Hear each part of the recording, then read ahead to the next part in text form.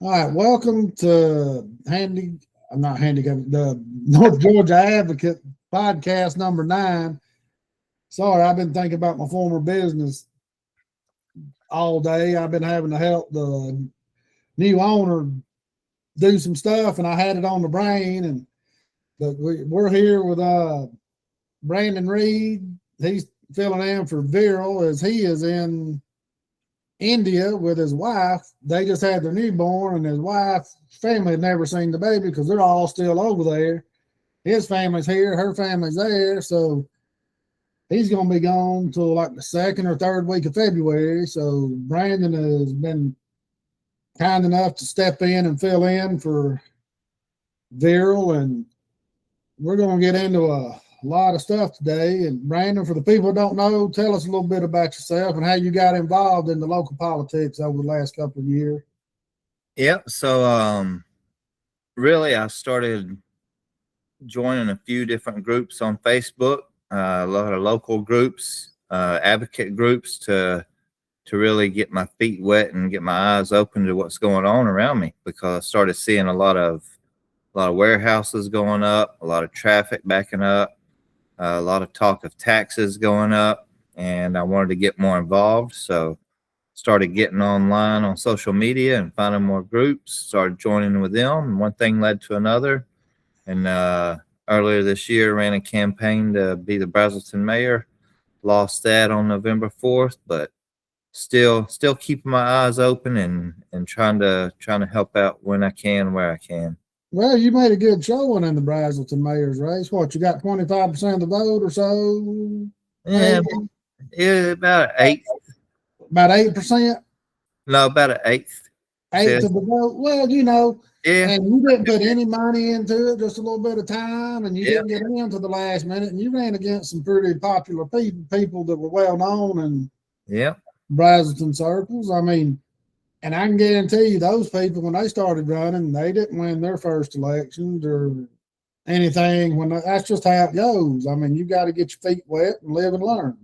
Oh yeah, and see, with recent events, you know, our newly appointed police chief was arrested shortly after our election. I mean, it's literally like he took that job just so he could stalk that woman, if you believe what was in the papers. You know, I can see that. Now the thing is, from my perspective, since I was, getting involved with the local politics here, I mean, he was a backup to the former chief for 20-something years. I mean, he was heavily involved in this police department, and he knew the ins and outs and how to do all that. He did, and he was involved with the community. So I mean, I really don't know. I don't know what went down. I really don't. Yeah. If I did, I'd have more to tell you. But I know what was in the paper. You know, they caught him following this lady, and he was running her. He was finding out where she was at through those flock cameras that are on the side of the road. You know, those that look like little solar panels, and see, they record all the license plates and stuff. And and he was following her all the way to Gwinnett County and all kinds of places. If you believe, I mean, we don't know what all's true and not. This is just what was in the paper and in the police report. Yeah, and that's the thing too. Once the GBI gets involved, I mean, you kind of. Yeah.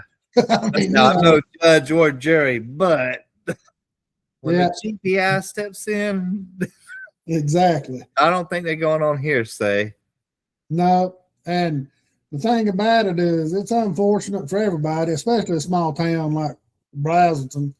You know, you expect something like that in major cities because it can be hid so easily, because they probably looking for 1,000 cars a day in big cities, you know. But in a town like Braswell, you know, that stuff stands out. I mean, you know. Oh yeah, and see, I'm gonna go through there after Christmas. You know, let all the families get back home and everything. After Christmas, I'm gonna go out there and moon a few of them cameras just to see if they're actually paying attention to them. Exactly. You know, it's wild, man. But Braswell is like Gainesville and Hall County. You see all these buildings going up and all these homes, but no infrastructure improvements. Exactly.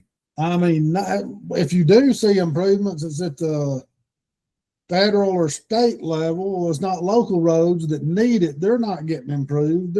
No infrastructure is getting done. And I mean, and you just, traffic's so bad. I mean, it takes you 30 minutes to go 2 or 3 miles sometimes. Yep. And see, too, another recent announcement they had over here is the old public shopping center on Old Wander Highway 211 here.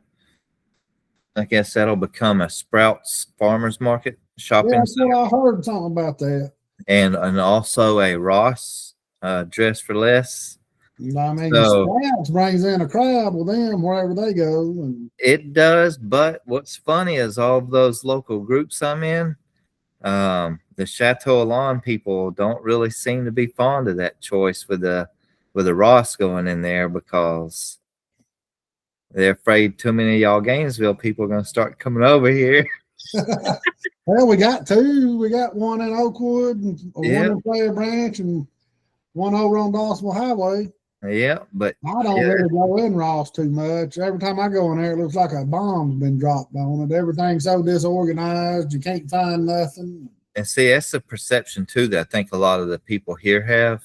No, it's great quality stuff if you can find it. It's just disorganized. I mean, it may be organized early in the morning, but by the time you get there, everybody's done picked it up and moved it around, and I mean, you can't. Yeah.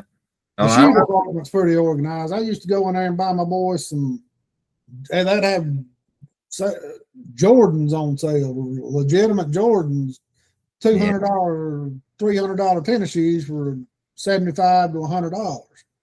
Yeah. I mean, you couldn't beat that, and I'd go in there looking every once in a while. Them days, that was when they was younger, but it's not a bad store. It don't bring in riffraff or nothing. I mean, it's not like you opening up a, I don't know. You never know. It could get interesting. We got all these wander folks that try to ease in. Oh yeah. Every now and then, the castle doors down and they sneak in. So we got to watch out for that side of Jackson County and Stadium. One people, they wild over there sometimes. Like the Wild West, man. I'm telling you. Oh yeah. So that's what my Brazelton people are afraid of now. And hell, now we can't watch the cameras to keep them out because. Exactly. That's it's going to be interesting for Brazelton for at least for a couple years. Yeah, this next election, it's going to be interesting to see if they hire somebody local who's going to run, or they're going to try to. I'm talking somebody that's already in the police force and well known, or somebody outside the force is going to try to. Yeah, I don't know. They announced the backup who took his place as the interim chief now, but I don't know if that's going to be temporary, permanent. They haven't announced anything. They could have even went and recruited a sheriff from somewhere else and got him to move in. Well, here's the thing. So the one that was arrested, I know he got in March or April of this year.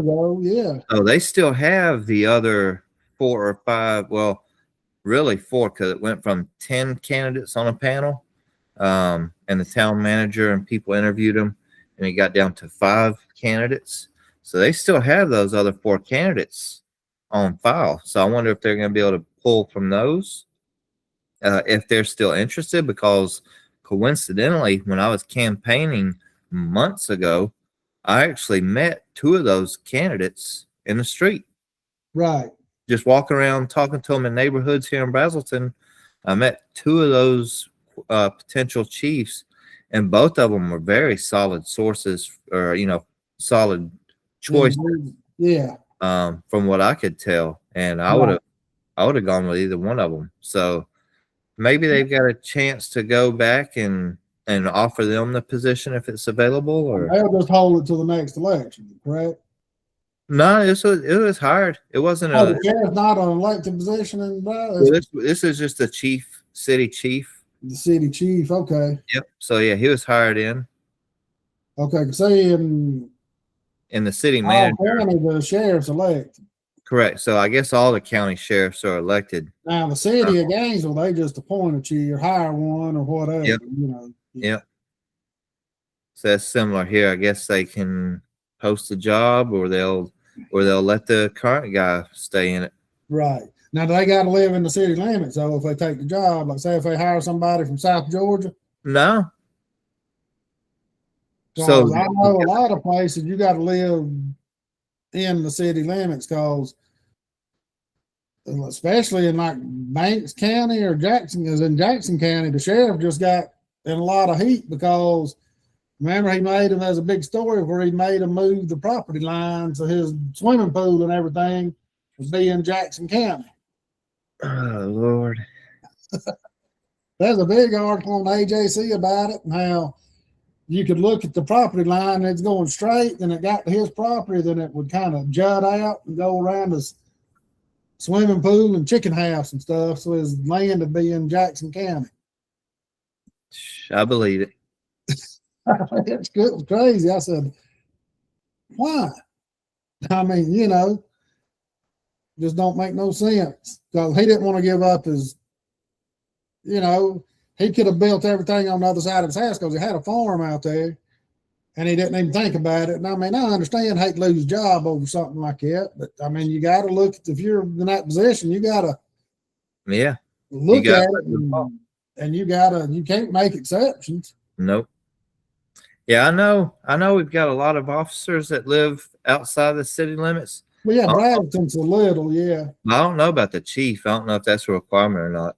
No, it shouldn't be because Bradenton's not huge. I mean, it's not big. But, you know, we'll see. It's going to be interesting because there's a lot of stuff going on in Bradenton. Yeah, I said they had one chance to get me in there, and sorry. Well, what's funny, you know, too, I was talking about the shift staggering to help with the traffic. Right. And earlier tonight, I was driving by here, and right at 8 p.m., FedEx Center here, bumper to bumper with their delivery trucks, 18-wheelers, the cargo vans, all FedEx trucks. And it's a long entrance. Yeah. They were bumper to bumper out into the industrial road. And I'm like, see, right there alone, just staggering it. Not only would it improve the flow of traffic around here and the congestion of our streets for our people, but it improved their process workflow for them. Yeah. Instead of having 100-something trucks lined up, you'd have 5 coming every 15-minute intervals. Right. And it just streamlines it. Boom, boom, boom. It would be a never-ending flow, but it's better than a heavy flow and a bottleneck. Heavy flow, bottleneck. But I was just like, oh well, maybe I'll sell it to them as a consultant, you know, industrial consultant at $300 an hour. And yeah, oh yeah, hey, that'll be good. Hey, I might not be able to fix it as a mayor, but I can fix it as a profiteer. Yeah, oh, you'll be back. You won't get it out of your system. Well, we'll see. But yeah, we had a lot of stuff going on in Gainesville and Hall County, and you know,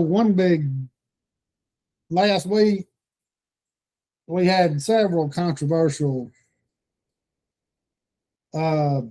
subjects and projects coming up. We had the data center, which we'll get into it in a few minutes, but we had a big subdivision coming in down on Winder Highway, which is right down the road from where y'all are.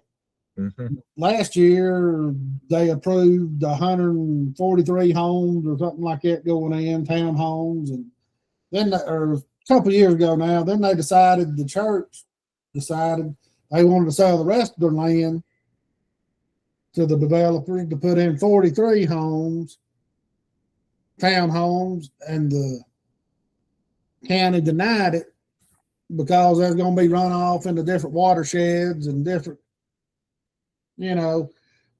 So they sued the county, and the judge made the, you know, told them to made the county rehear it again, and it got approved this time. And the reason it got approved is because Jill Cooper is one of the citizens that was fighting against it because it was right next to her property. But Kathy Cooper, the county commissioner, no relation, you know, she had to recuse herself because she was one of the agents listed on the property. And that's one reason it got denied. She couldn't vote because it was, you know, and this time she didn't recuse herself. So there was kind of a conflict of interest there. And one reason I'm thinking it could be she let her real estate license expire back in the fall. And the concerned citizens, Hall County, they jumped on that back in the fall, and you know, and nothing really will ever come from it. If all she got to do is pay her freaking fee and get her license back, maybe take a class or two, but it's still, that shouldn't be enough. I'm not saying that's why she didn't recuse herself. I'm just saying I'm just wondering out loud. You know, she didn't recuse herself. And then her and Billy Powell and Jeff Stowe, which everybody's calling the three Amigos because they always vote together because they seem to be in the good old boy network's pocket. Everything they want gets passed. They don't care what the citizens say, or they don't listen to nobody. They just pass every development that comes through, and it passed 3-2. And so that means there's going to be like 33 more homes, 34 townhomes going in instead of 43. That's still a lot of traffic. You putting all them, you know, all that traffic coming off Winder Highway right there. I mean, you know, and all the building that's going on 211 and, you know, 53 anyway. I mean, even though they did widen it all the way to the Jackson County line, I mean, it's still those side roads that come into it. I mean, I go to the doctor down there and you'll look at some of them side roads and they'll be 10 cars deep ready to turn out on the Winder Highway. Yeah, I mean, that's the thing. Almost at the data center there, you know, something they pointed out is, you know, the citizens are in an uproar about that development, but at the same time, these developments also have a strain on utilities. Oh yeah, they do. That's an excess need for water, for electricity, for your Wi-Fi, for everything, for your police, your fire department, ambulance. I mean, your roadways. I think Corey Anderson brought it up. He's running for District 1 Commissioner against Kathy Cooper at the meeting. That the average household averages about 250 gallons of water a day.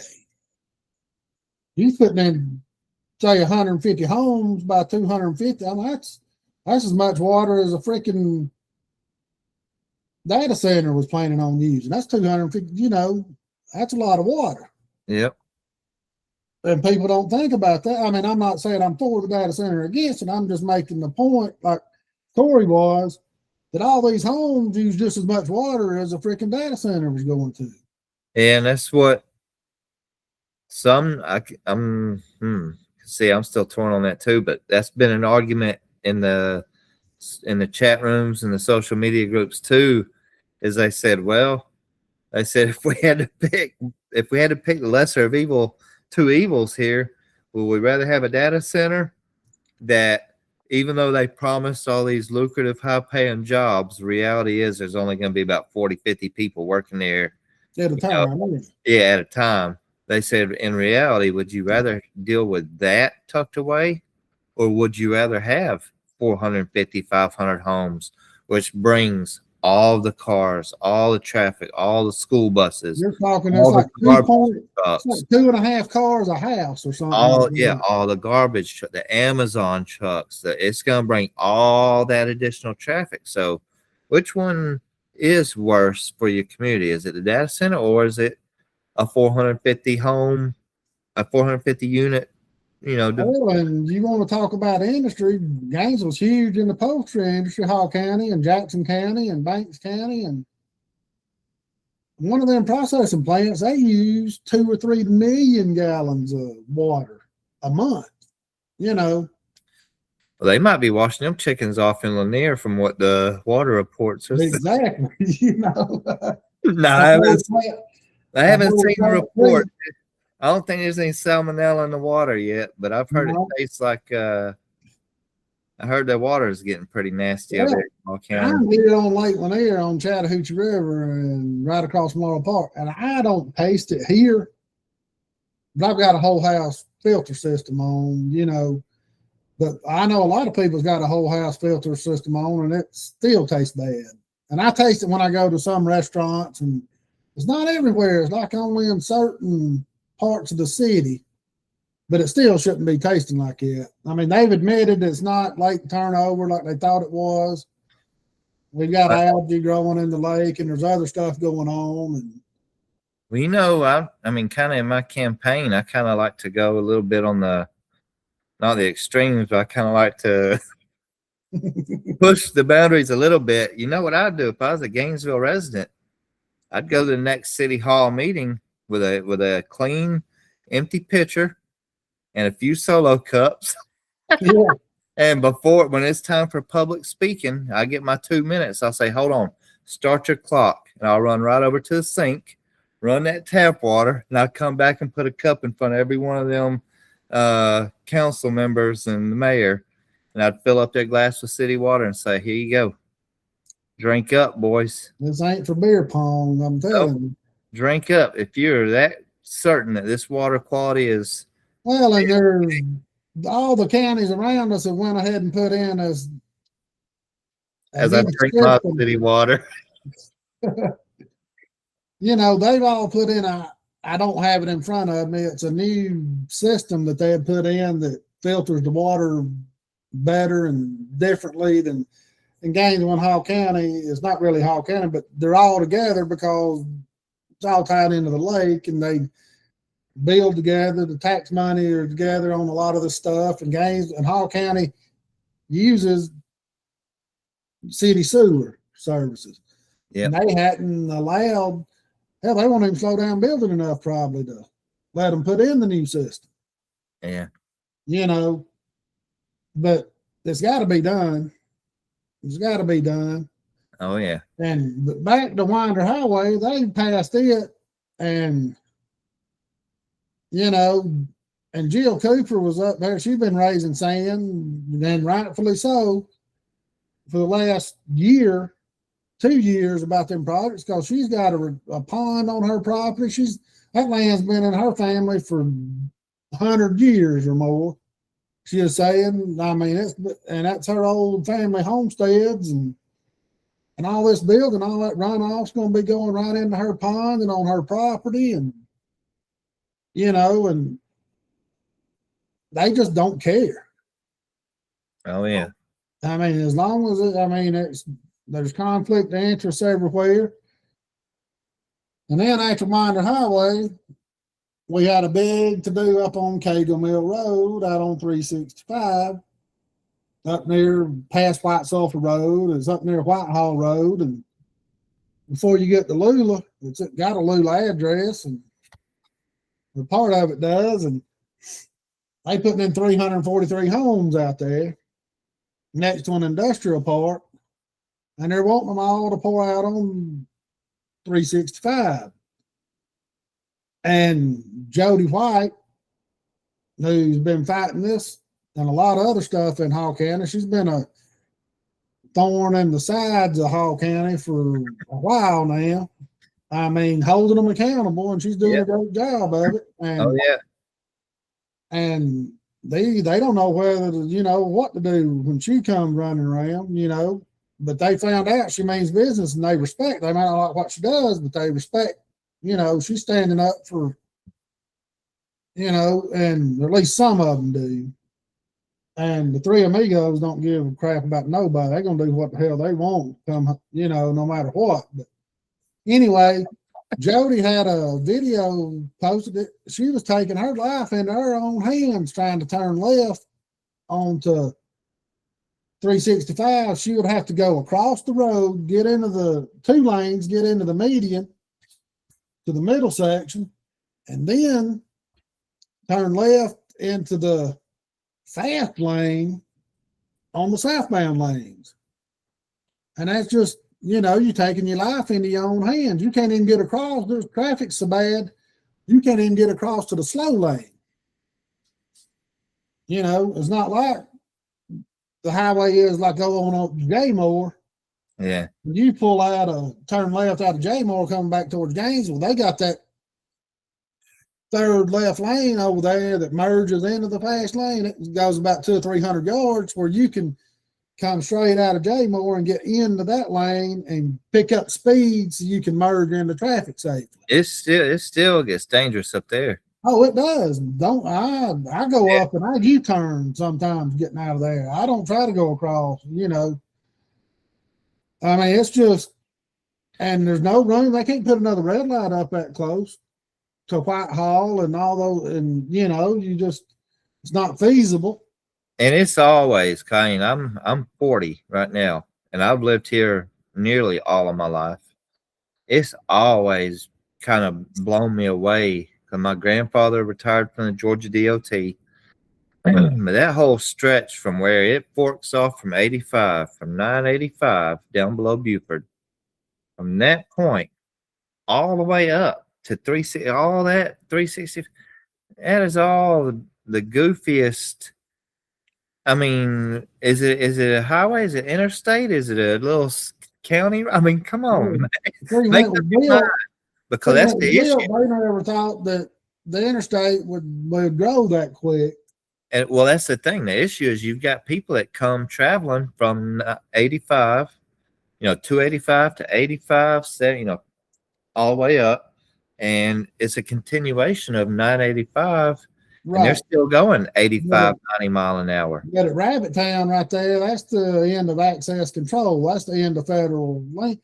And Georgia ain't got enough money to put in access roads. They'd have to redo every one of those roads up through there and put in exits. And then they'd have to put access roads in off the exits, like how Gwinnett County used to be. You'd see all them businesses on the side of the interstate. You wonder, how in the world do I get to them things? They got access roads. Yeah. I mean, that'd cost $1 billion probably to put that in all the way up and down 365 by the time you bought all the land and built it. And you got to think of how many different roads there'd be, too, because you got through there. You got Lanier Tech, you got Ramsey Road, Kubota. Yeah. You put access roads in up there. The only way you could do it feasibly is to have the builders that are building up pay for it, yeah. Pay for parts of it, and do it. I mean, but they got to do something, because that intersection's up through there. That stretch of road's one of the 5 deadliest stretches in North Georgia, Hall County, definitely. Those people get killed. Just a couple of years ago, a whole family got killed trying to cross the road. I mean, and it's not just at that one intersection, it's several intersections up and down. Even it still happens at the YMCA where they put the red lights up because people trying to fly through them red lights, or they don't see them, or they're not paying attention. I mean, it's just without access control, it's dangerous. Oh yeah. I used to go up Jaymore probably once a week. And the past several years, I don't go up there once a month. I go maybe 2 or 3 times a year. Basically, when I get peaches in, I'll go up there and get peaches or something, and that's about it. I mean, it ain't worth risking your life going up there. Bumper to bumper traffic. And don't get me wrong, I don't drive like a granny. I mean, I drive the speed limit or a little bit faster, and I don't drive aggressive, but I don't drive passive either, Yeah. And hell, you can't drive safe. And you got all them homes going up through there, all them trees getting torn down, and all that extra water is not going to be soaking into the ground once them trees and stuff's removed. You get all that asphalt, and it's just going to be runoff running into these rivers and streams and the lake, more pollution, and it's not feasible. It's not what North Hall County is supposed to be. And at the past several meetings over this, there's been no less than 3 or 4 citizens every meeting talking about this, talking how they don't want it. And our commissioner in this district, I'm in District 3, Greg Poole, didn't want it. But the others, they didn't give a damn. They just passed it along. And what was Cagle Mill here? I think 130 acres. Yeah. 323 units. Yeah, they're putting he said, the county code allows like 7.2 units per acre. Because that considers like if you put apartments and all that.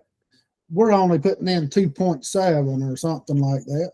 Well, and 59 acres of it's going to be green space or something. Green space. Man, that green space in them subdivisions, it don't amount to jack. Every property backs up to the green space. What the hell? You going to have 300 homes backing up to one big patch of grass? And the inland port's going to be right behind that. Yeah, and then you got a pool right there, and you're going to have tennis courts or whatever. It's like the subdivision they put on White Sulphur Road right here where White Sulphur and Pine Valley go in. Oh, yeah, we're going to have green space and amenities. They done built a swimming pool. Hell, it's the damn home swimming pool. You can't fit 10 people in it. I need to take pictures of it next time I go by there. I mean, it's one of them little kidney bean swimming pool like things you see at the old hotels and motels. Just you got 350 homes going in there, and you got all them people wanting to use that one little bitty swimming pool. That's just all that green space and swimming pools and stuff and tennis courts and pickleball courts. That's just a hook to snow over the commissioners and the public to make it sound like they give a damn, and they don't. These developers do not care. Well, they know the couple buzzwords that the community will want to buy in with. Yeah. Well, and Greg Poole made them put it in there to where the developer was going to have to pay for the paving. The gravel road. Cagle Mill Road because it was too narrow for any traffic and all that stuff. $1 million, 1.1 million, $78,000 or something like that. It wouldn't go over that. If it did, then the county would pay the rest, and if it didn't, then they'd get a refund of their deposit and all this. But what's going to happen is just like it happened last year. There's one subdivision being built off of Blackjack Road and Athens Highway. Not Athens Highway, 129 going towards Athens. And the developer kept hawing around and bitching because there's a big sharp curve on Blackjack Road or one of the roads that come off of it. And it wasn't wide enough for what they needed.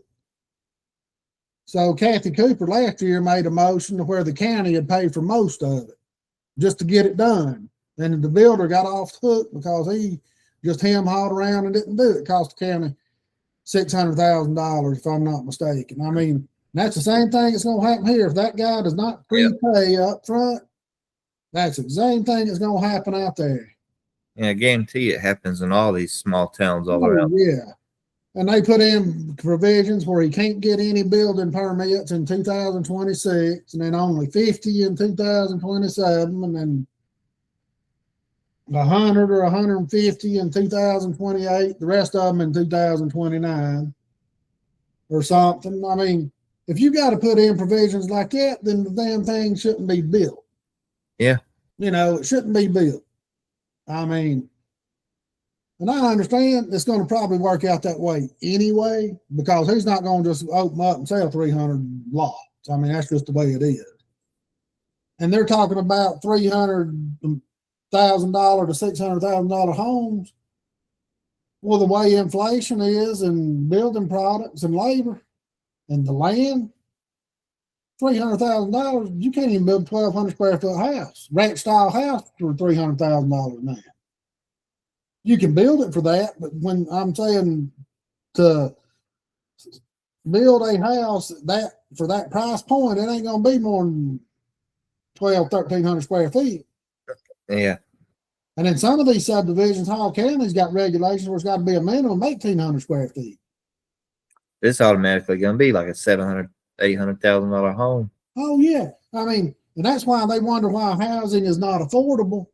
Anytime the county puts in restrictions like that, where it's got to be brick. There's got to be a minimum 1,800 square feet. It's got to have metal roofs, or can't have vinyl siding. It's got to have hardy plank or whatever.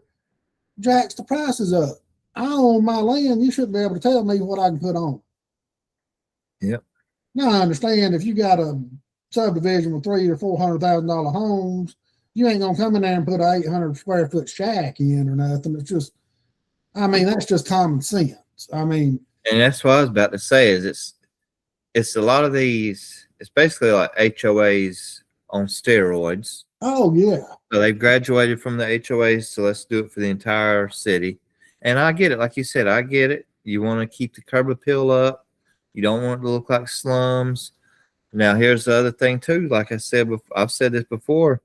You got that double-edged sword with property values, because they're going to say, "Oh, we're increasing our living standards here, and it benefits you, the residents, because now your property values go up." And everybody, most everybody that's a homeowner is a homeowner because they see it as an investment. It's a long-term investment. I buy this house in 20, in 15, 20, 30 years, pay it off. I've got my mortgage paid off, got my house paid off. It's something that I own that I can pass on to my, family, whatever I want to do.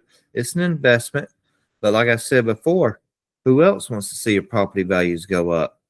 The county. tax collector. Yeah. The tax collector. So it's like, they do this, like you said, they set the minimum square footage.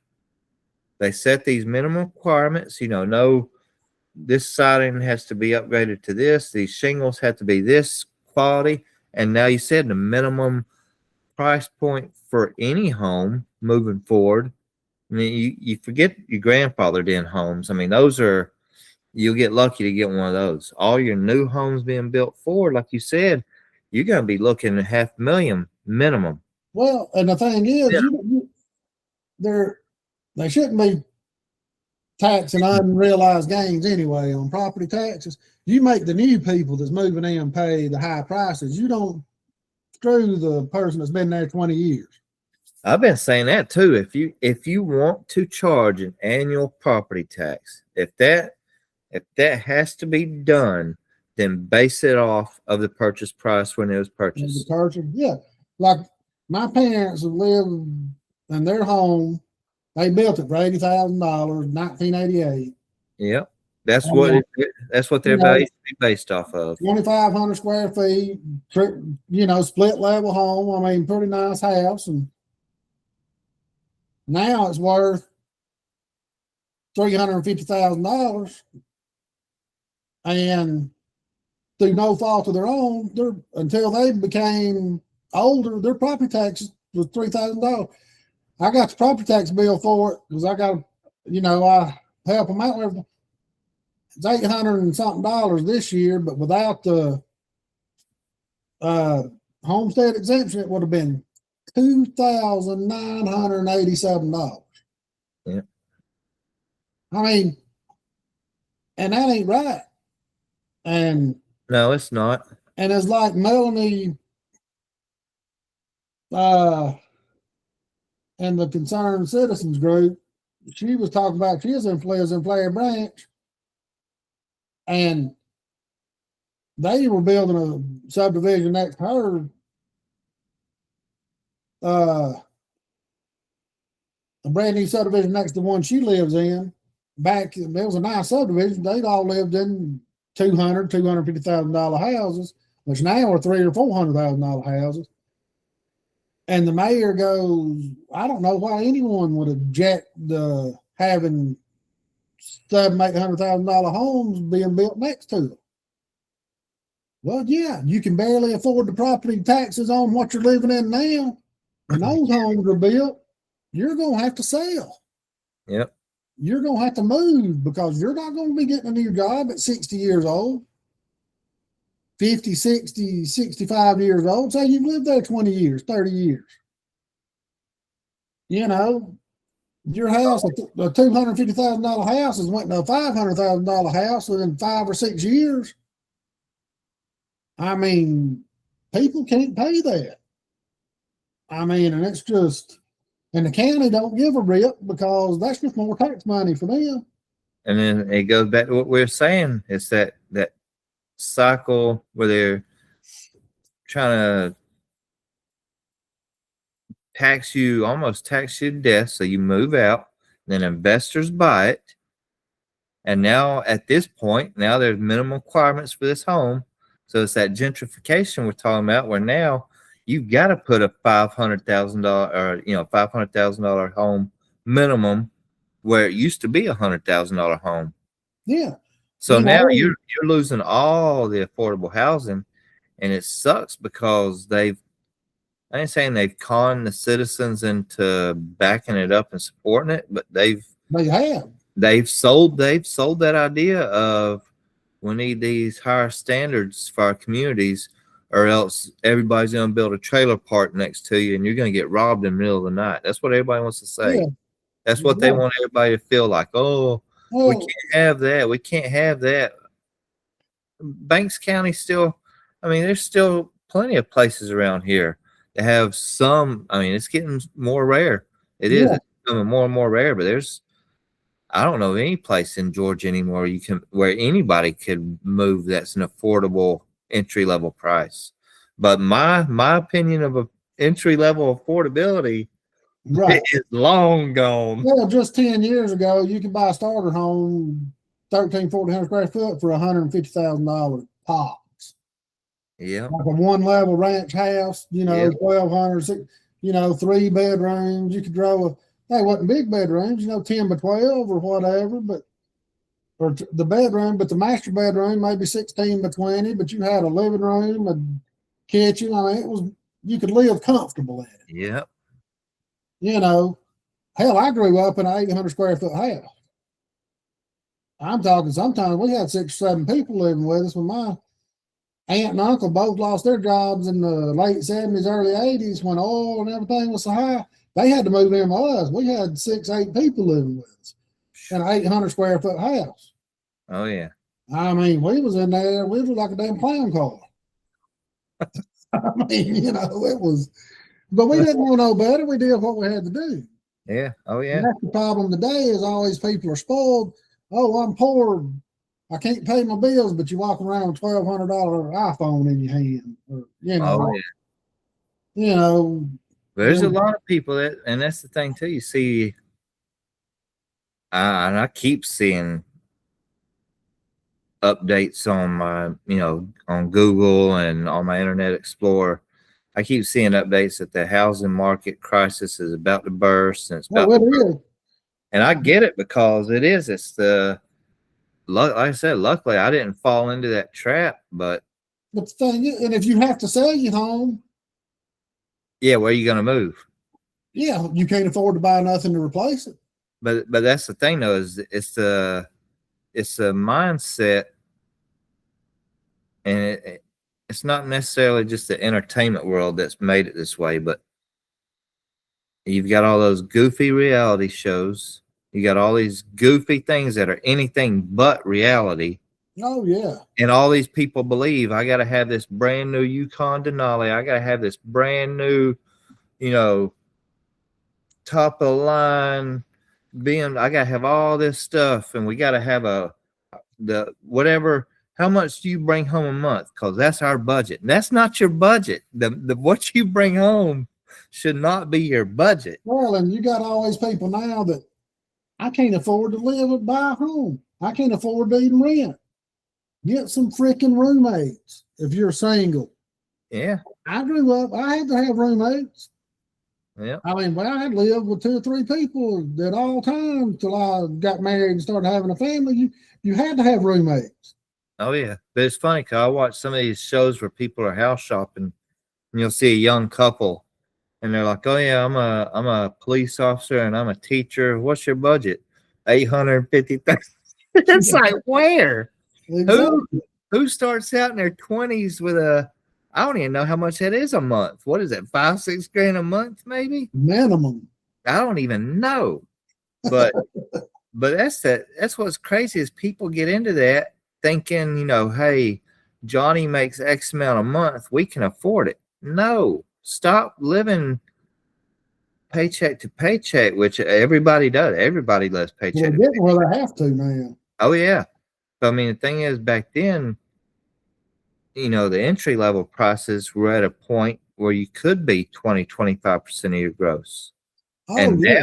now I see 2-person incomes in a household spending every dime of that just on the mortgage. And I'm like, how do you even have money for groceries?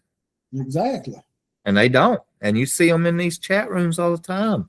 Hey, our power's getting cut off. What church can help us? Where can we find food? It's cold. I'm like, it's sad. And It is. And the thing is, and they beg for the government to help, but the government is what caused the issue. Well, it's not that, because it's funny, there's that income requirement too. Yeah. These people they're spending every bit of their income, but the bad thing is their income exceeds that threshold, so they don't qualify for the handouts. Exactly. But they've got zero in the bank. And then you go to get a loan or increase your loan, your debt to income ratio is so high that you can't get any more approved for any more loans. And then you got to start getting credit cards. And that's when you start getting in deep troubles, when you start living off credit cards. And, and that's what's going to keep happening with all this growth that's going on.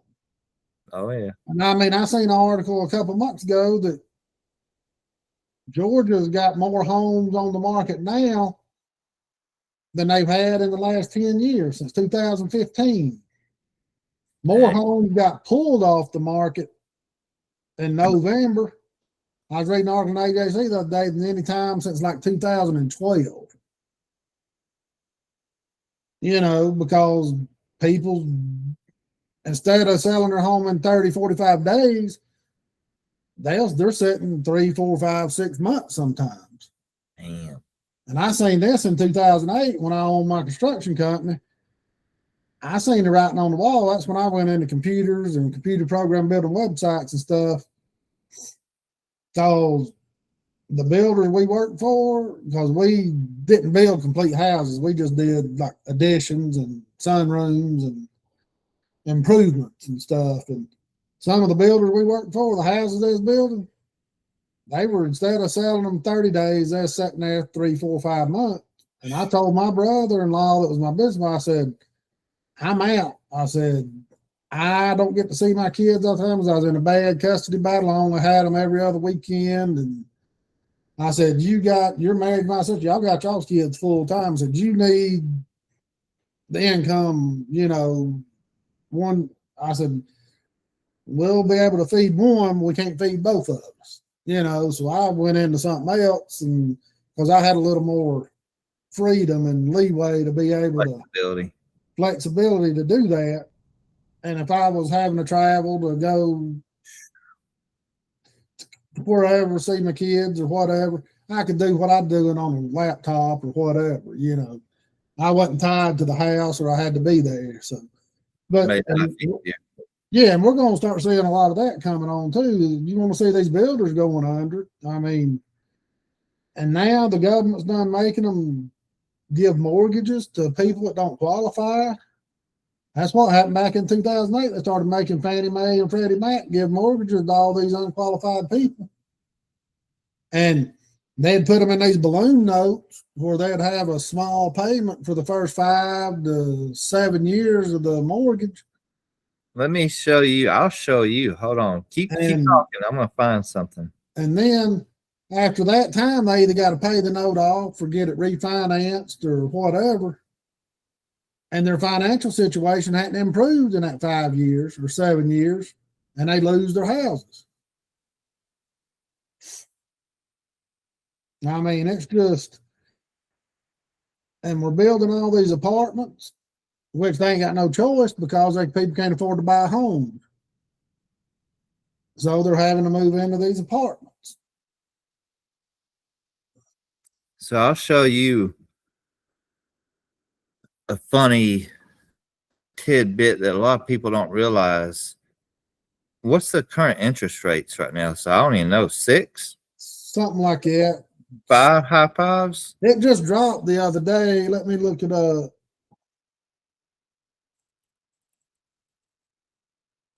Okay, current mortgage interest rates. Let's see. Come on, jackass.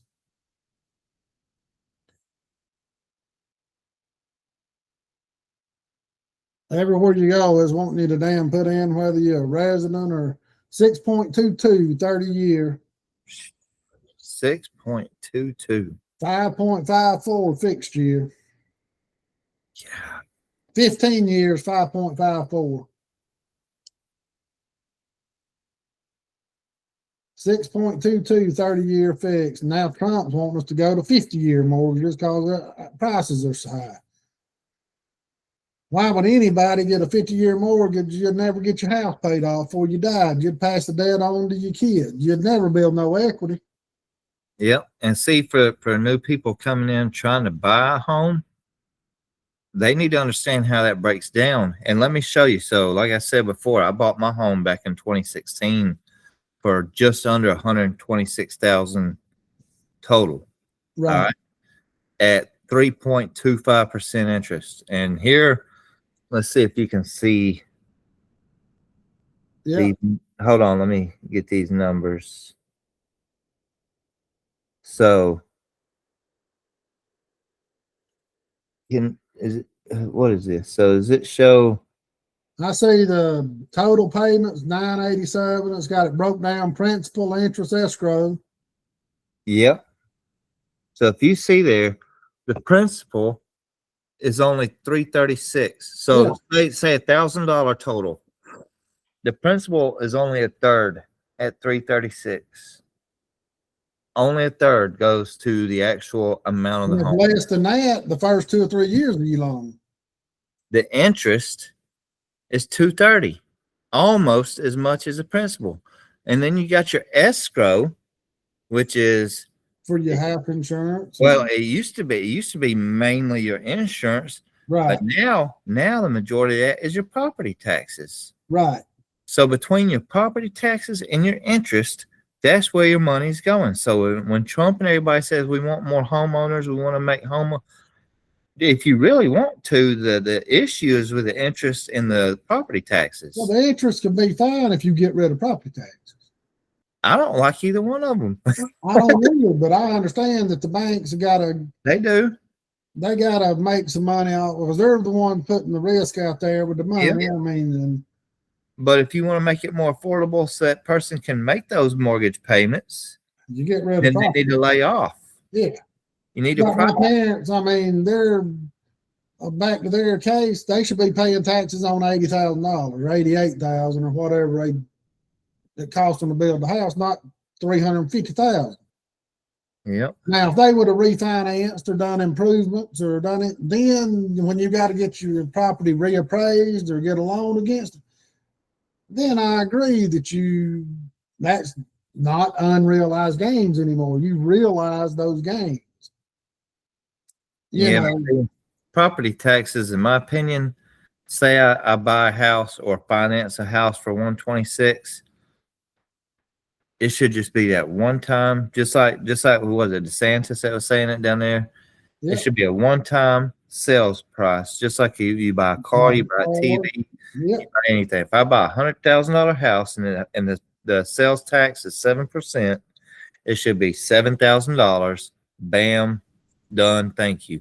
If you want to roll that $7,000 into your mortgage, okay, then I guess I can see add interest to 30 years, 7,000, whatever. But this variable, not variable, but this magic property tax numbers they come up with now, we got to increase, we got to keep increasing. Well, and then they get these people, we didn't raise the millage rates this year. We actually cut back. It don't matter. Property values go up 100%, and you're cutting back millage rates 3%. I mean, come on. Oh yeah, you can't bring that up to them though. That'll make them upset. I've done that before.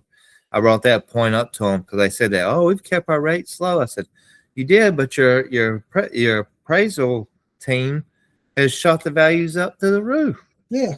So I mean, you may have said we went from 3.0 to 2.99, but instead of valuing it off $100,000, we're going off of 200. Well, it's like the education department, board of education. They used to be a law; they had to have a minimum 14 millage rate.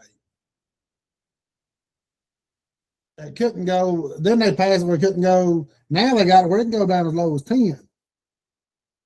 They cut the millage rate by an under 14 or whatever it was this year. They dropped down under 14 this year. Well, they could have dropped down all the way to 10 if they really wanted to cut taxes. Yeah. And they still would have made more money, because when your property values go up between 30 and 100%, depending on where you live. Yep. And you're cutting it back 4%. I mean, I know I went to public schools, but we did learn something when we was in school. We learned how to add and subtract and multiply and divide. Now today, I can't say that, and I ain't saying it's the teacher's fault by no means. Don't nobody take that the wrong way. It's just the way the educational system is, how the government's dumbing down the educational system, where they're going for test scores instead of actual teaching. But that's a different argument. But they're raping these people, and back to the subdivisions. This 300 something house home 343 on Cagle Mill Road, all that traffic, 2.5 cars, let's just say 2 cars a house. You're gonna have to build a whole new school. You're gonna have to build a high school, a middle school, and elementary school, because they're putting in 600 homes up in the you already know there's going to be some more gas stations, maybe grocery stores, some restaurants. Yeah, I mean, we're going to need some storage units. That's great, because that creates jobs, and it's local jobs, but it's not great because of why they're having to be built.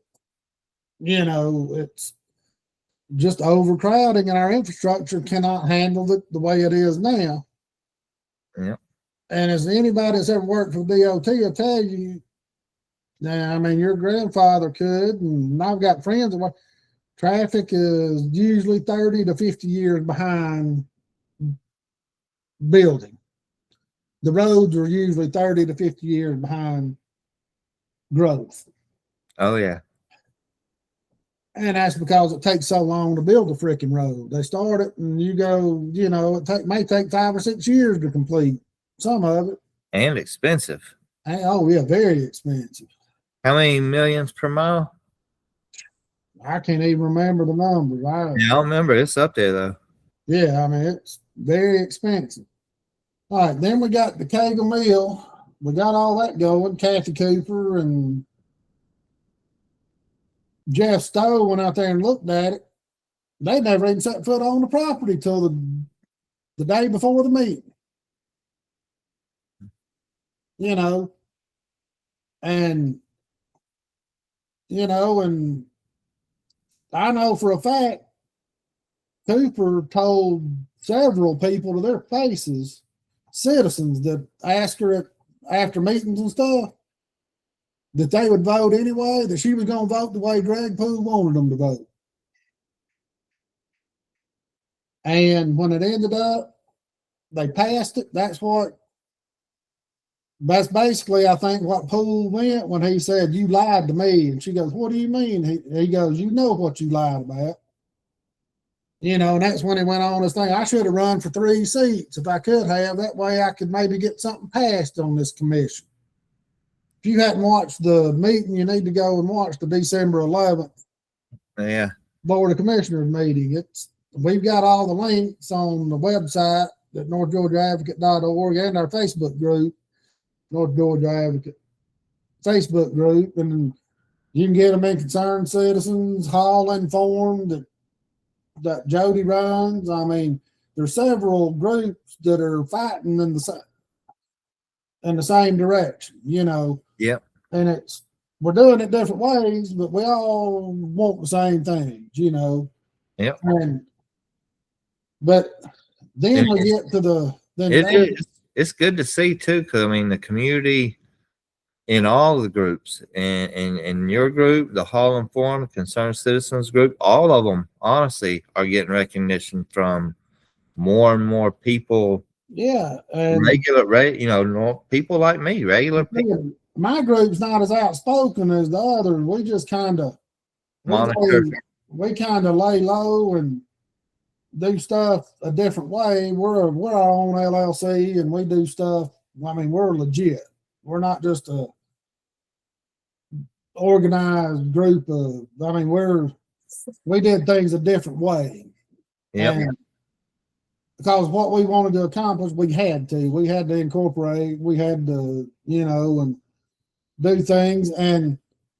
But we worked behind the scenes a lot.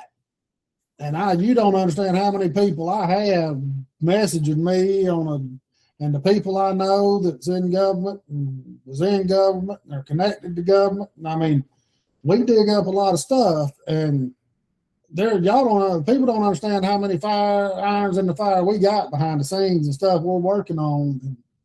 I believe it's a whole other job. Oh yeah, it is. And we don't,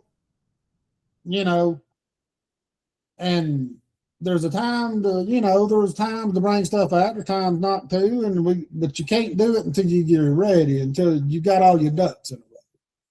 Oh yeah. Because the way this good old boy network goes in this town, you can't let them have an inkling to know that you know what the heck's going on.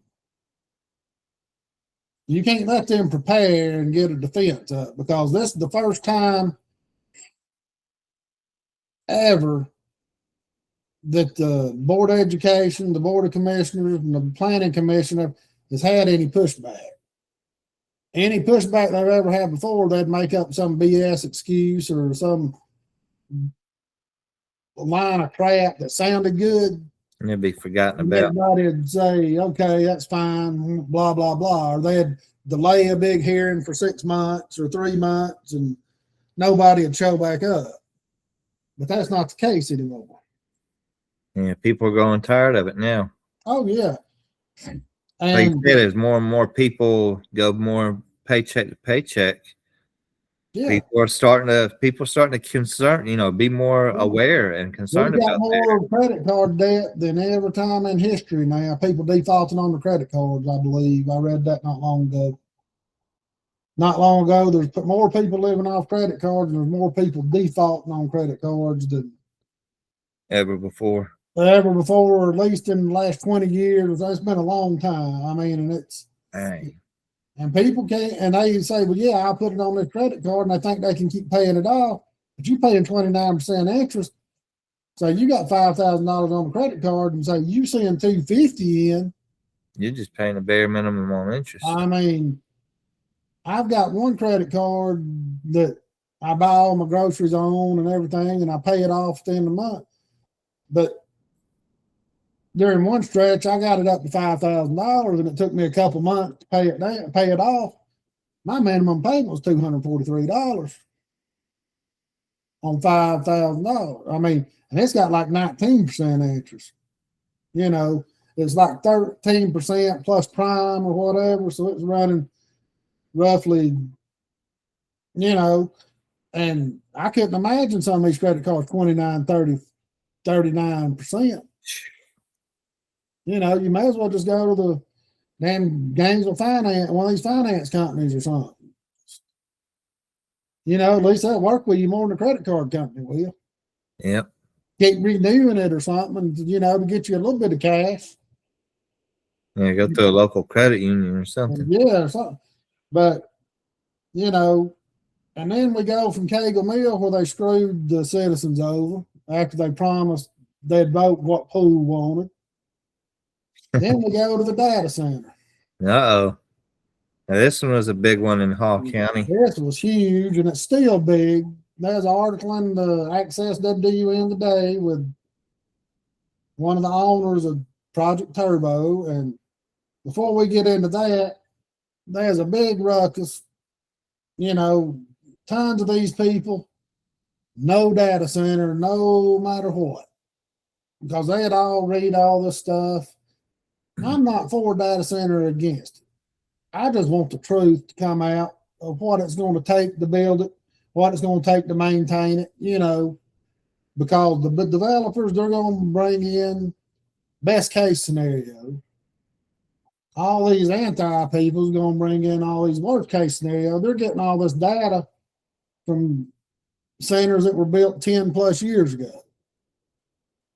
Or they were started 10 plus years ago, 5, 6, and technology's gotten a whole lot better since then.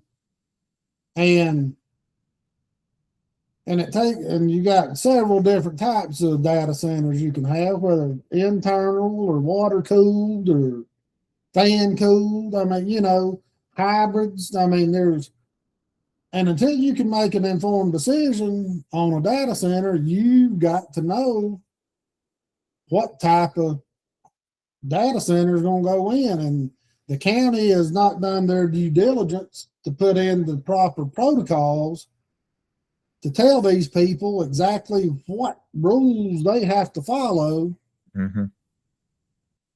to have a data center built. And that's why I was suggesting a 6-month moratorium on it, so they could do a feasibility study, best case scenario, worst case scenario, then probable reality. They said the data center was going to come in at 225,000 gallons of water a day, which is fine. Everybody says, oh, they're just saying that, then they can jack it up. Well, they can, but what happens every year when they get audited and they see exactly how much water they're using? The city can tell them to pound sand, or fine them or whatever. And there's already the PSCs put in rules to where if it's over so many kilowatts, that the data center's got to pay the overages that doesn't get spread out to the citizens. They put in some safeguards, but there are carve-outs, like say if an EMC does it, like Georgia Power has to strictly go by it. But like say Jackson EMC or, Duke EMC or whatever, they come in, they've got a little less restrictions because they're a membership corporation.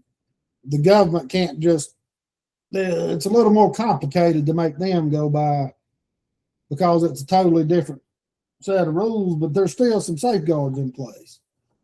And the thing is you've got all this stuff going on and all these anti data center people, they just hear all these horror stories from across the country. And I understand they got frustrated and mad because when Turbo had that town hall at the Civic Center, they didn't have no answers. Well, that's because they had to sign non-disclosures. They didn't have any answers because the people that's wanting it built, they keep it quiet until it's built because they don't want, what if they're trying to build 10 data centers across the state? Everybody said, well, hell no, you got 9 more going on. You ain't getting one here, but data center space is already rented. That data center that they're going to build, it was about 80% already sold if they'd ever got off the ground. There would have been a capacity before it ever opened its doors. And you look at, I was talking to a few engineers, you look at a poultry plant, they go through 2-3 million gallons of water a month. A house, we talked about earlier, 250 gallons a day. And you're talking 100 homes at 250 gallons a day, times that by 30 days. That's more than a data center. It's just, and the people wasn't going to listen to any reasoning from the people with the data center. They just had pitchforks out.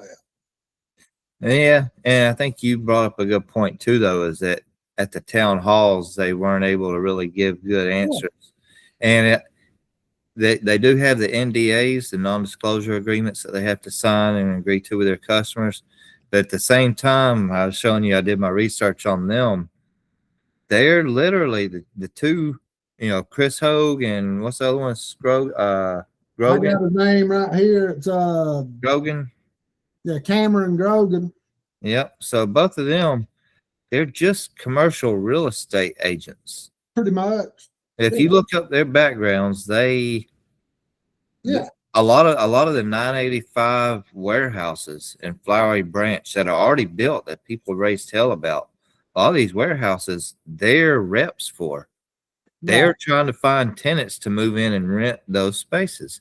Right. That's all they are. They work for a large corporation that owns properties, or they have customers that owns properties. And they say, hey, I have 1 million square foot storage unit. Find me Amazon, find me whoever can, Wrigley's, SKF, Kubota, find Tyson, Publix, whoever, Walmart. If they need to store some stuff, put it over here. And that's what they do. They find both the customer and the renters. They find all of that cycle that for that commercial real estate. So that's where I think Project Turbo failed, is that's their specialty, is the commercial real estate, not necessarily data centers. But they built several data centers before but the NDA kept them from. Yeah, but it's still some. And I'm not taking up for them at all. They should have come out with a town hall and said, hey, here's y'all want answers. You tell us what you want to know. We'll write it down. We'll take it down. Come to our legal. We're not going to debate it. We're not going to debate it tonight. We're not going to be able to answer your questions. We'll just take down all the information, and we'll come back in 30 more days with some answers. Or 45 days with some answers or whatever. We'll hold another town hall. Like I told all the citizens here in Brazelton when I was running for mayor, we can put it on Facebook and leave it open. Yeah. Put a Project Turbo Q&A open post. Here's an open post. You post your question. We'll run it to our legal team, the lawyers. We'll come up with an informed answer that we can divulge, and here's the best answer we can give you. Yeah, you can do it on Facebook, do it on Reddit, do it anywhere, several places. Because here's the thing, I know a lot of the issues the people I know, a lot of their issues were just the mystery behind it, the unknown. I get it. Nobody knows. Do they even have a customer? Because that's the thing. It's not a data center that's already got an end user, like secure. You got 1 million feet. They may have 50 customers. They may have 500 customers. Exactly. They may have 2 customers. Exactly. So I mean, a lot of people are saying, "Oh, they're going to store all of our flock data there," and here's the thing, though: people got a lot of valid questions, because if they are just the property owner, that's the middleman leasing it for the property owner to a customer, then who actually owns the hardware and the property for your data? Is it Google that's renting the space, or is it the property owners who own the hardware? Right. And who's maintaining it? And then where's the privacy? And as far as I could tell, also that Avis and Young that's behind it is a Canadian group. They're not even American. Right. I hadn't dug into it that far. I mean, I've talked on text and chat with Chris Hogue several times, and I get it. He got frustrated and come across as a smart ass at that meeting. And one reason was you had a bunch of them coming up there. Oh, you could use 200,000 gallons of water in the sprinkler system. You don't have water sprinkler systems on electrical fires. I mean, and Gibbs pointed that out at the meeting. Do a little bit if you're going to argue, at least don't just listen to everything that you hear in these petroleum and electrical fires. You use certain chemicals on them. You don't use water. Yep. And and when you start arguing with misrepresented facts like that, that just turned. That's what Gibbs, he got mad about. He says, hell, y'all were up here arguing about stuff that's not even legitimate. That makes them mad, like saying, y'all make it sound like we're not doing our jobs. We're too stupid to realize that, you know, and it pisses the commissioners off, at least the ones that care. Mm-hmm. And it was just a big mess that, and I talked to, you know, several of them, and the city of Gainesville, they've done their homework. They've already approved that 985 business park that it backs up to. They have already done their homework, and data centers are an approved entity. They're an approved type of business that could go into that business park. You know, even though Hall County has mentioned data centers in their UDC or whatever, saying it was possible, or that's why they wanted to build there, they haven't done their due diligence. The city's pretty much done their due diligence, and they were smart, and they got it rezoned light industrial. So now it'll be easier for them. If the county can't work nothing out, they'll be annexed into the city. And all these people mad that were against the data center, they gonna have, the data center's gonna be built anyway. And if you, I've got the article posted in the North Georgia Advocate Facebook group, the interview in the paper today with Grogan, and he literally just said that, I'm going to paraphrase it right quick. He said, we want to clear up any confusion. We withdrew our application, not because we want to walk, but because it's clear the county has not yet decided if it wants a data center, and they have to come up with some rules and regulations of how that land can be developed for a data center in the future. So we're still confident about the site. We want to move forward. Yeah. But for everybody involved, we had to all take a step back so we could regroup and figure out what both parties wanted. Then they had the interview with the 5 at 5 team on WDUN, the Drive at 5 team on WDUN. They asked him about the fit of the land, and he said, oh, it's a perfect fit where it's at. That's what it was made for. I mean, that's a great site for it. That's what he said the whole time. Then they asked about the city of Gainesville. He said that annex option has always been on the table, right? And he said, but they didn't realize that to get sewer, it goes on here, it said, it's become apparent that for sewer, annexation would be required.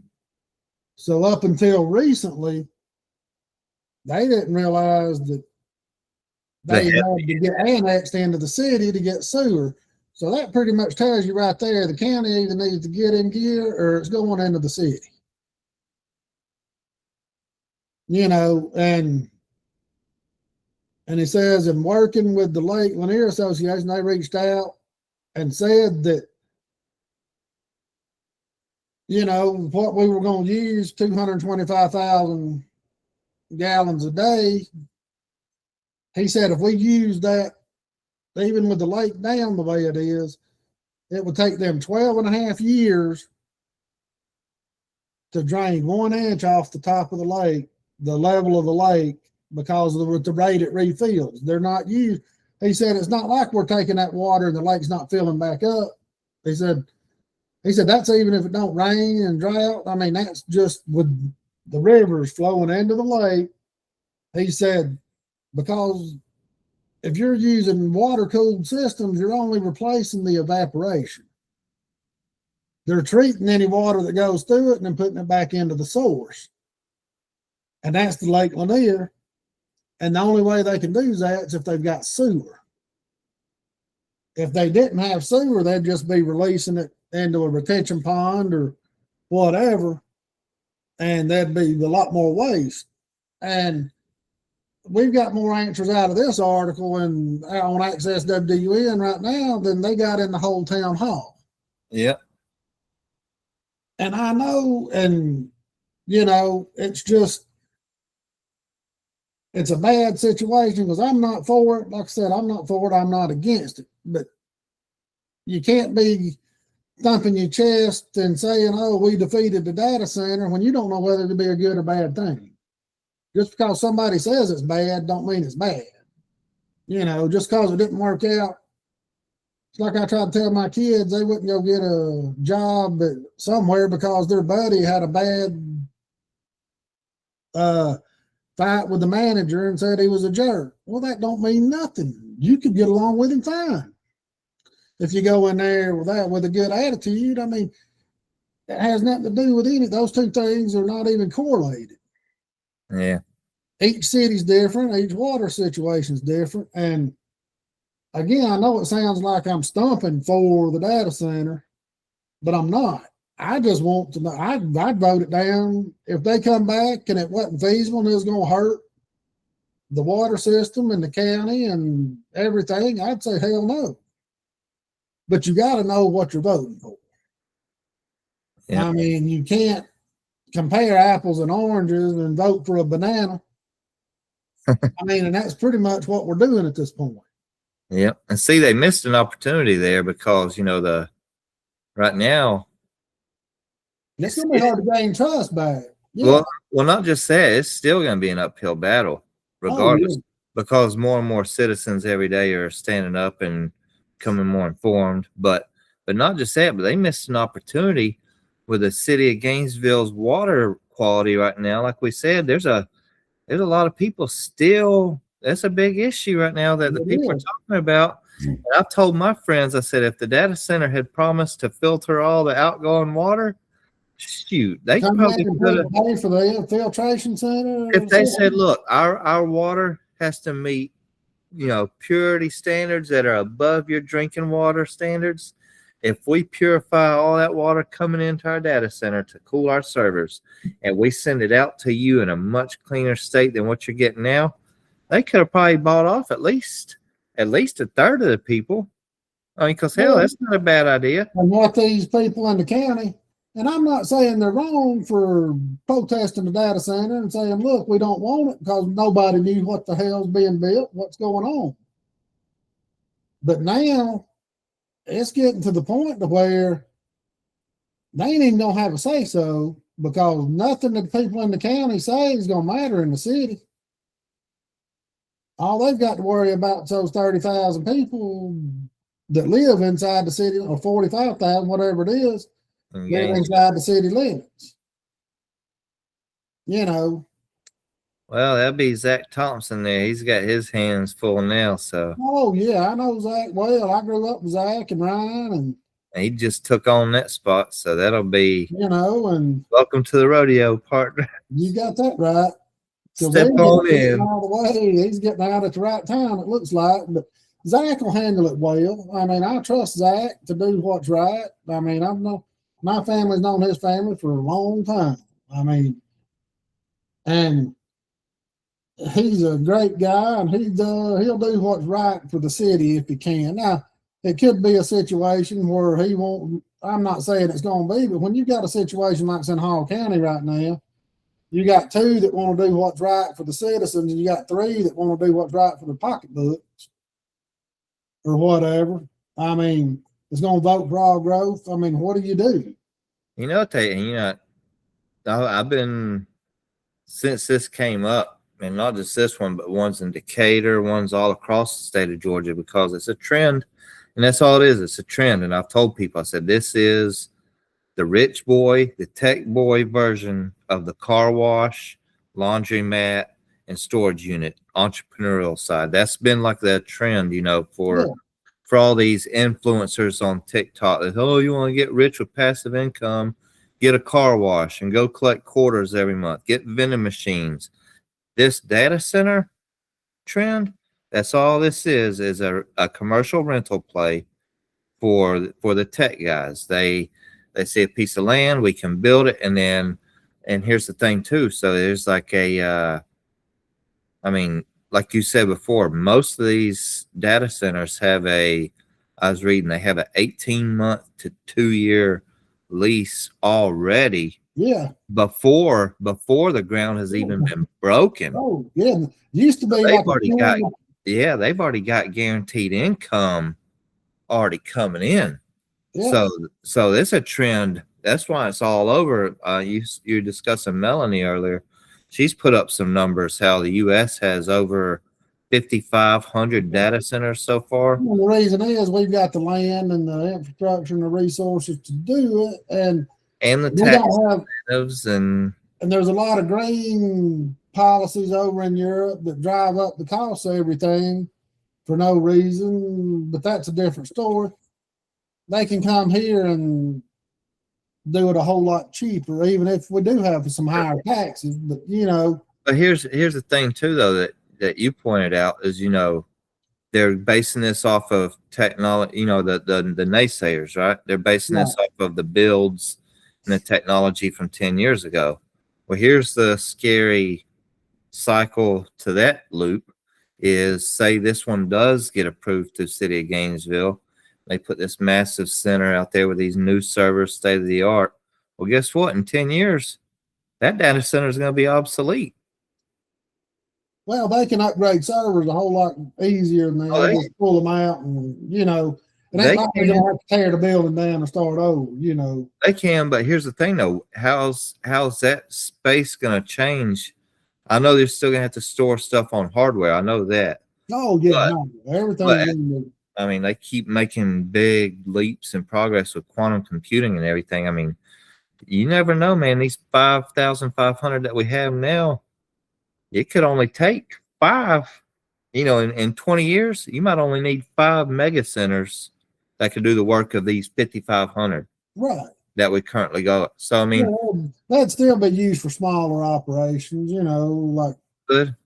But it's just a lot of uncertainty, I think, is what the issue with the people. But the thing is, this data centers are not going away. Everything's going more AI. Everything's going more automated. I mean, and see, I've been looking at it too. I mean, they're talking about some of these places are mounting them underwater.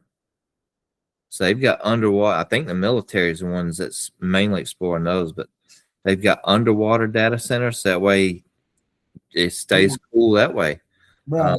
Some of them are using oil-based fluids with immersion technology. I don't know all the details on that one. Oh yeah, there's a lot of stuff that's going to be coming out.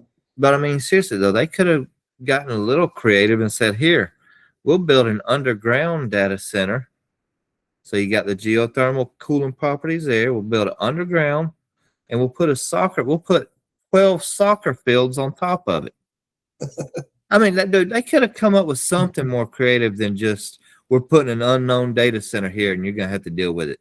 You're getting it no matter. Yeah, and that's kind of the attitude they came in with, is we're putting a data center here and we're getting it. And that Chris Hogue, he's a good dude, I believe, overall. I mean, I've talked to him a couple times and on chat and text, and and I get it. He come across a smart ass at that meeting on December 11th. And I get it. He was sick and tired of he couldn't even talk without people yelling and screaming. And because they don't close it. He don't close that deal. I'm sure he ain't getting his bonus. I'm sure. Exactly. And I get it. And I don't think they decided to pull, because Vicky brought up that at the meeting that there's people on that property doing not work for the data center, but like looking at it and doing stuff, and that's there for the data center. And that tells me they didn't decide to pull that damn permit till sometime in the day on the day of the meeting. At last minute.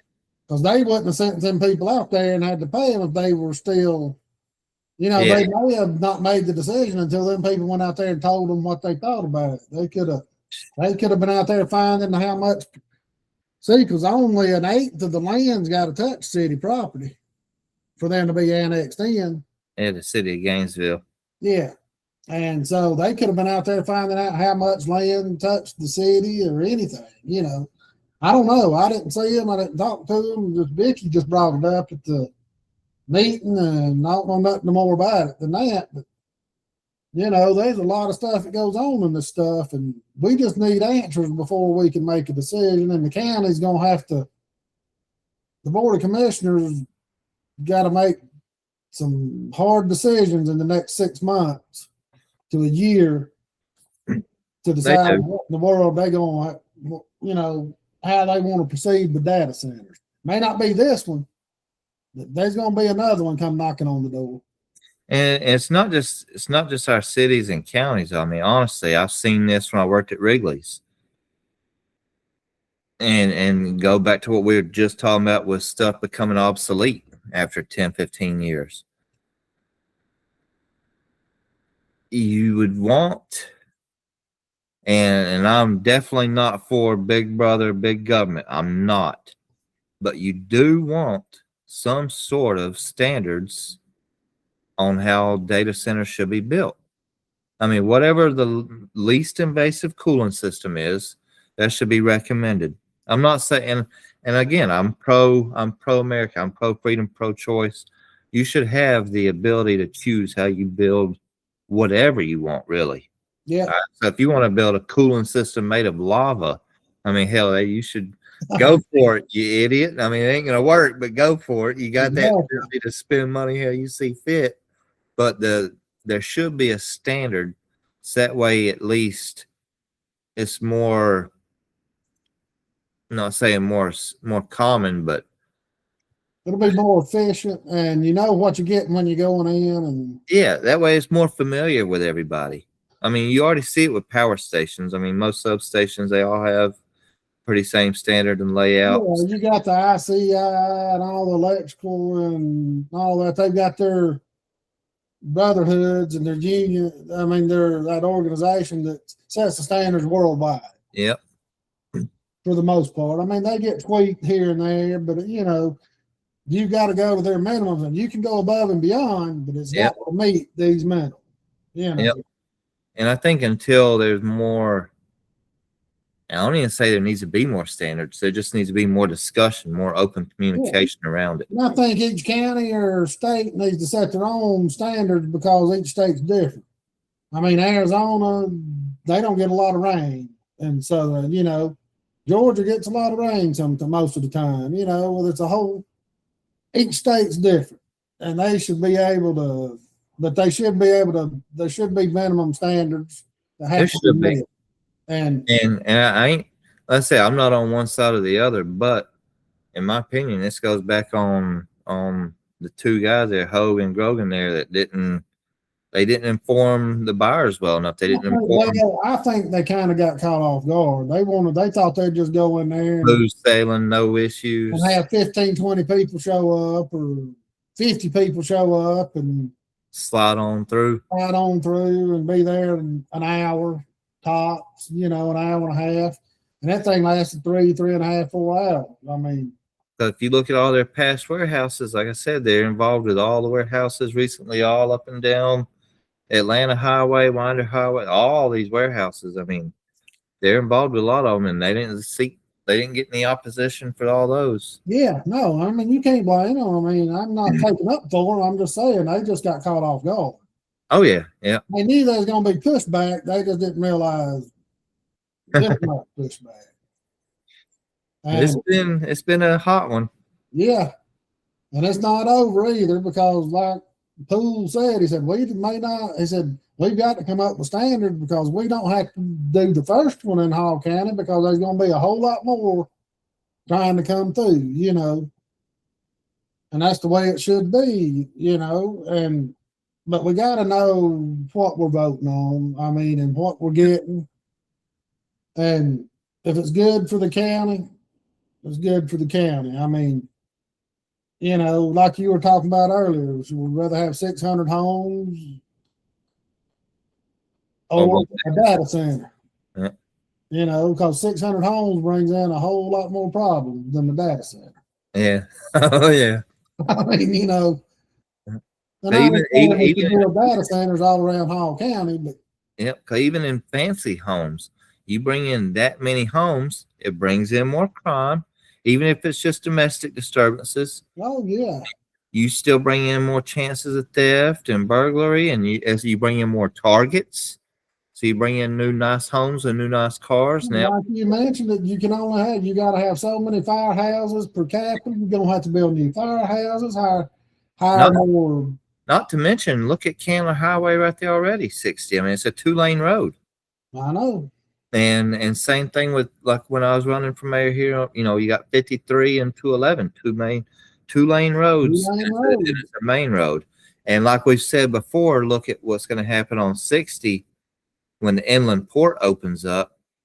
That's going to be one of the connecting roads between 85 and 985, 365 to get up to inland port. You've got 211, 53, and then right up is 60. Then you watch, they're going to end up building go around up through Lula and everywhere else. They're wanting to build it to touch 85 on that end. I've heard that already. In Banks County, they're wanting to go through up there all the way from 365 and Highway 51 and 52, take it all the way over and tying over there near the outlet malls and shit, Yeah. So that inland port is going to cause a ton, and before anything can get done, we're going to move on to this fiasco with the planning commission.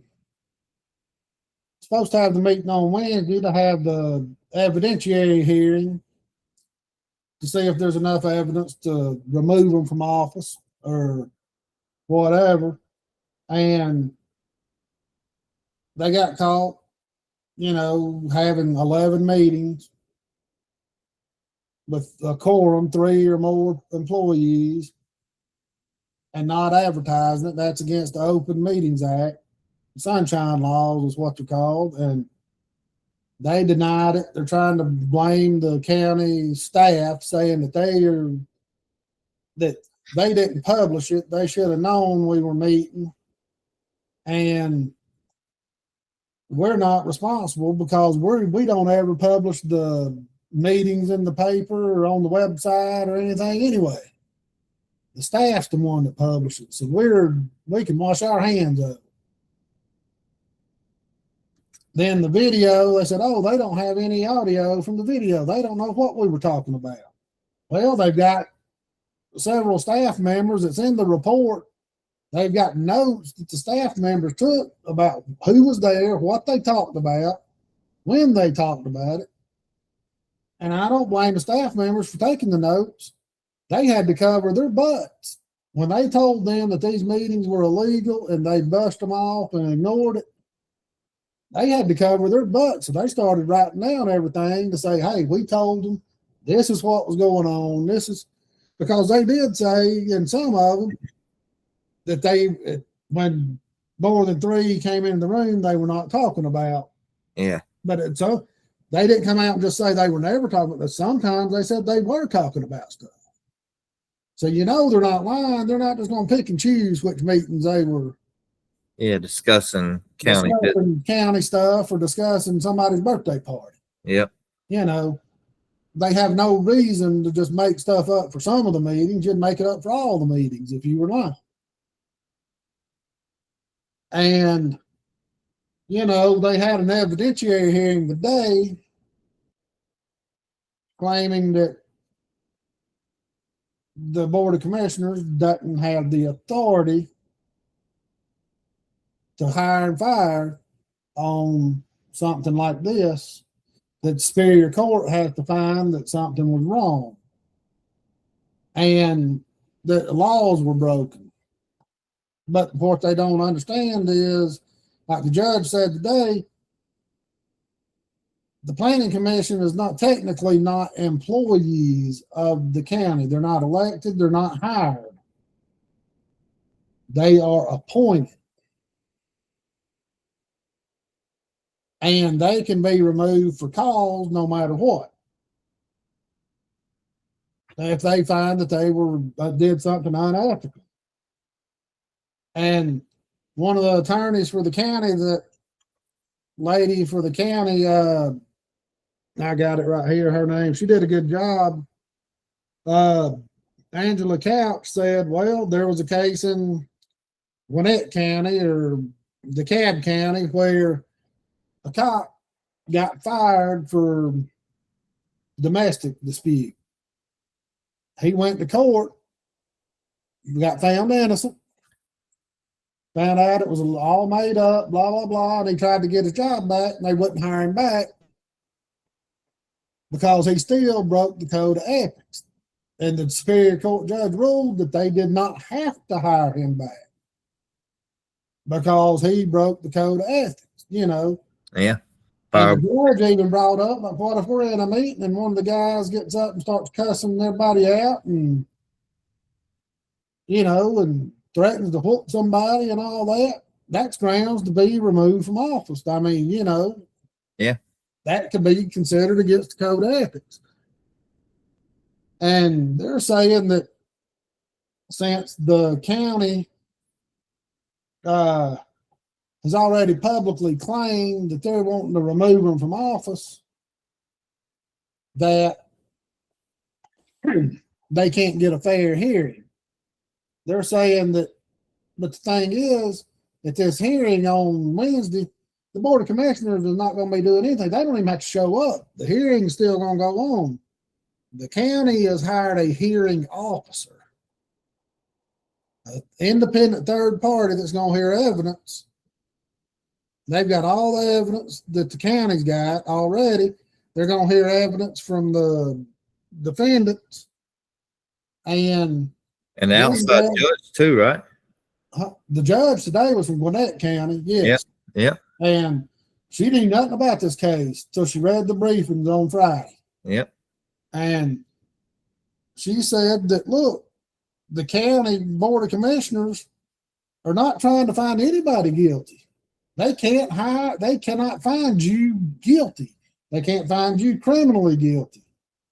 They can't find you guilty of civilian in law. This is an evidentiary hearing. After the evidence is collected from the everywhere, the hearing, trial, the hearing monitor, the dude that's in charge of the hearing, he will turn it over to the county, and then they'll make a decision. And then the judge said if they disagreed, if they got removed from office, then they could appeal it to Superior Court. The judge hadn't ruled yet, and she was fair and listening to both sides. I've got all my notes posted on North Georgia Advocate's Facebook page and Hall Informed, and it's pretty detailed 6-page notes. I'm just hitting the high spots here. And there's a reason that the Planning Commission don't want all this stuff to come out at the hearing on Wednesday. And it ain't got nothing to do with, I'm just saying this is my opinion by listening to everything today. And I think it makes me wonder, what all does the staff actually have on these guys? That they didn't really tell, they didn't get asked. I think when they went into the hearing when the third party investigated them before they could bring the charges, that Beth and them didn't give up anything other than what they were asked. They know a lot more than what they gave out. Yeah. Than what they gave out, and they're afraid that they're going to be pissed off, loaded for bear, because they're trying to blame the staff instead of taking responsibility for their own act. So they're afraid they're going to come in loaded for bear. I mean, that's just my opinion after hearing everything. And there's a reason that, why wouldn't you just walk away? Why would you fight for this? I mean, and get your name dragged through the mud. And they also tried to claim that,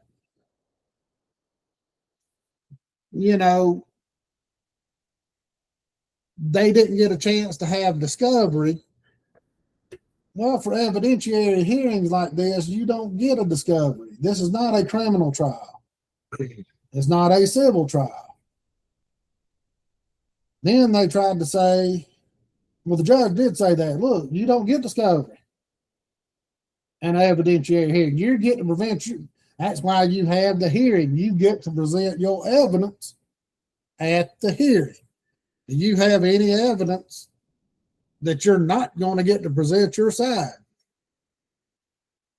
And they couldn't. And he kept bringing up case law, and it was all in criminal or civil court. And their appointees are not technically not covered by the Constitution like an elected official would be, or a state official. They don't have the same rights as those people because they're appointed. They're technically not employees. They can be removed from office at any time. And then they tried to say that there's a 90-day statute on anything for open records and all that. And they said, oh, it's out of the statute. Well, she said, technically you're right, but just because it's outside the statute doesn't mean it didn't happen. Yeah. Say a man beat his wife 2 years ago, and it's out of the statute of limitations for him to be charged criminally. That doesn't mean she can't file a civil suit. Well, it don't mean she didn't still get her, beat. Exactly. She goes, that doesn't mean that incident did not happen. Yep. And she said, and in code of ethics, stuff that you did while in office can still be used against you. That 90-day statute of limitations is just for criminal charges.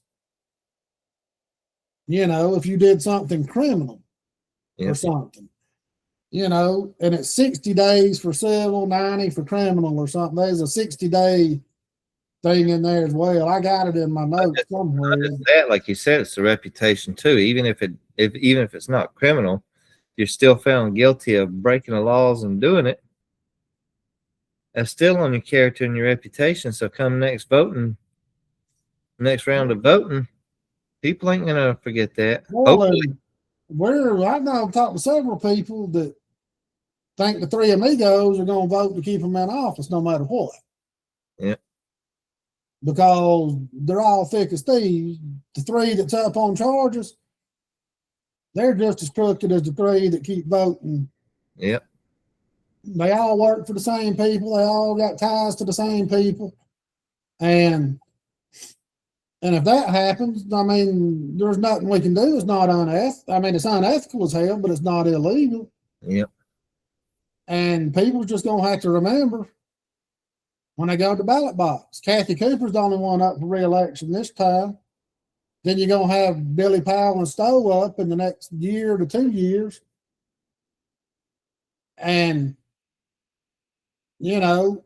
Stowe has claimed that this is going to be his last, term, his last term. And hell, Powell's like a cockroach. He ain't never going to go away. He's been on it 20 years or whatever. He's going to survive nuclear winter. And it's just to the point to where these voters are going to have to remember it. And there's people out there wanting to recall all these people. And hey, I'm all for it if you can get it done. You got nothing criminal on them. They're doing stuff criminally wrong, but how do you prove it? It's kind of like when you go to court. It ain't what you know, it's what you can prove. And if we had several people thinking about recalling them several months ago when all this stuff started going on, and I'm not sure, I forgot to look it up, but you got to get like 150 vote signatures to start with. Then you got to send it to a hearing officer that's appointed by the county. That's against you right there to start with, because it's their guy. Then if he approves for it to go Well, forward, then you got to get something like 25 or 30% of the people that voted in that district, not countywide, in that district. yep. Like, I think it was to remove Billy Powell when they looked at it. They're going to take 2,400 signatures. And you can't go knocking door to door. You brought up before we got on air, you couldn't do door to door. You got to, like, I guess, set up at Walmart or Kroger or somewhere and just try to get people to go to basketball games or football games or whatever. Who wants to be bothered with that mess when they make it to where it's hard to get somebody recalled. And I'm not saying don't do it. And if you do it and you fail, you got to pay the court costs and the lawyer's fees for the people trying to get recalled. Because I remember years ago, Craig Lutz they tried to recall him when he was on the Board of Commissioners. And they failed, and he got his attorney's fees and everything paid for. I mean, it can be an expensive ordeal there. endeavor, And the only one you really got right now is Kathy Cooper for malfeasance, because she didn't recuse herself on the vote for Winder Highway when she did just a year ago. She recused herself a year ago, but she didn't for this vote. So that's real, but is that enough though? It's it's tough. I mean, don't get me wrong. I'd love to recall a lot of politicians, but they have to make it hard to do it, so these people are insulated to where they're not scared to do their jobs. But it also protects crooks. I understand why the law's in place, but at the same time, it's like when I was going through my custody battle, when my ex-wife was going to break the order and hold my kids from me, we could see it coming by how she was acting, but we couldn't do nothing about it until it actually happened. Yeah. And then when it happens, it's a year-long process to get in. The laws are set up to protect the crooked. And that's unfortunate, but until they actually, you would basically have to have a GBI investigation on somebody to get them recalled, I think. And you would have to be taking a big step thinking that, is everybody in his district or her district? Are they on Facebook? Do they know what's going on? Do they read the Gainesville Times? Because the Times and Access W has started covering this stuff now. Mm-hmm. They didn't have no choice. But are these people reading that? Most voters are uninformed. They just go down there and vote who they voted for forever. If they even vote. Yeah. I mean, last election that we just had, only like 11% of people registered people showed up to vote. Yeah. But in a presidential year, they're like 60 to 70%. When you got 11% of the people show up. Oh, yeah. It tells you how many are uninformed and actually want to make a difference with a vote. Well, yeah. I mean, and that's all it takes. And people don't understand. They still did studies that 85% of the people in this country still get their news from NBC, ABC, and CBS, like nightly news and local news on the TV and on print. They may read the paper, but it's the AJC. They're not going to all these websites. They're not going to Twitter or Telegram or Facebook or anywhere to find out the modern news. They read what the mainstream media tells them. Mm-hmm. And it's the same way with local news. I mean, and I'm not trying to discourage anything. I'm just trying to make people realize the reality of the situation. As you may, because we kind of in social media, it makes you think you're a little bit more important than you really are because you live in kind of in a bubble.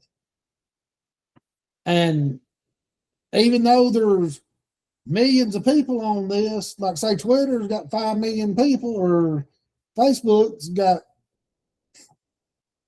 say 5 million people are using it every hour or whatever they got. But you look at the big scheme of things, there's 340 million people in the damn United States. That's not a whole lot. I mean, if you got 30 million active users a day or a month, I mean, that's just a minuscule amount of people. Mm-hmm. And how many of those actually vote? Yep. I mean, it's like, catch them at the right place at the right time. Well, and it's like Vicky's group. I mean, she's done a great job getting 10,000 followers and 10,000 people in the group. But how many are there just to read it? How many are there? How many of them actually vote? How many of them, you don't know that stuff. Mm-hmm. And you've got to assume it's kind of like the people that show up at the polls. 10 or 11% in non-presidential years and 60 to 70% in presidential years, So are you going to get 2,400 signatures in Billy Powell's district? Are you going to get 3,000 in Kathy Cooper's district? I mean, I'm not trying to be pessimistic here, but I mean, you're fighting an uphill battle. And it's just, and it sucks that it's like that. I mean, it does. I mean, I don't trust any politician.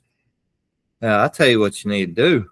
If you want to get that done, and you might think I'm joking, but you want to get that done, you get you a dozen people with clipboards, and you set them out at every single Chick-fil-A in that district.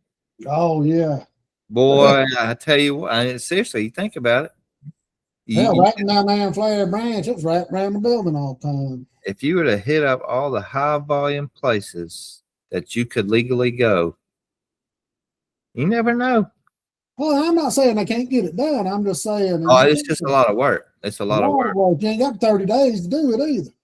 Yep.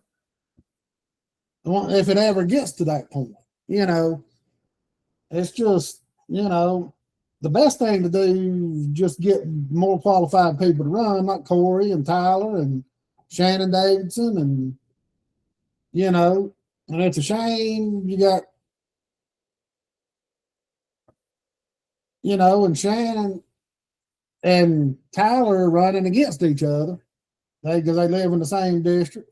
Then you're gonna have Steve Gailey coming in, who is a former commissioner, who's well respected, and the key in this whole election thing is keep getting Cooper out and keeping Stan Hunt out of office. Because he's damn lives in the swamp. And that's the key. And we got to just start making change and keep fighting and keep doing things the right way. Yep. Because you got to get 2,400 vote signatures. You're going to have to get 3,000 signatures because they say you need to get 30% over what you need because the ones that's going to be disqualified. People that signed it when they lied and said they don't actually live in the district, or they think they do and they actually don't. And, it's just a big mess. And the way this hearing went today, I don't think the judge is going to say the hearing's not going to happen. He may delay it. I mean, she may delay it a week or a couple of days at most, but the hearing's going to happen, I believe, just by the pushback she was giving Sosebee and Braswell and Hunt's attorney. She was making it. Now, that don't mean he ain't going to go home and pull up, his wizardry. Attorneys are pretty freaking smart, I don't know what he's going to turn in. They got to have their documents in by 12 o'clock tomorrow. And then she's going to roll tomorrow afternoon. So it's going to be right down to the wire. Dang. So it's, it's going to be tough. It'll be interesting. And that hearing's going to last 10, 12 hours minimum. Because each of them will be tried separate. I mean, you can't bring all the evidence in against all at the same time. No, it's got to be individual. Yeah, I mean, because they're all individual, independent people, they got their own reasons for being there or whatever, you know.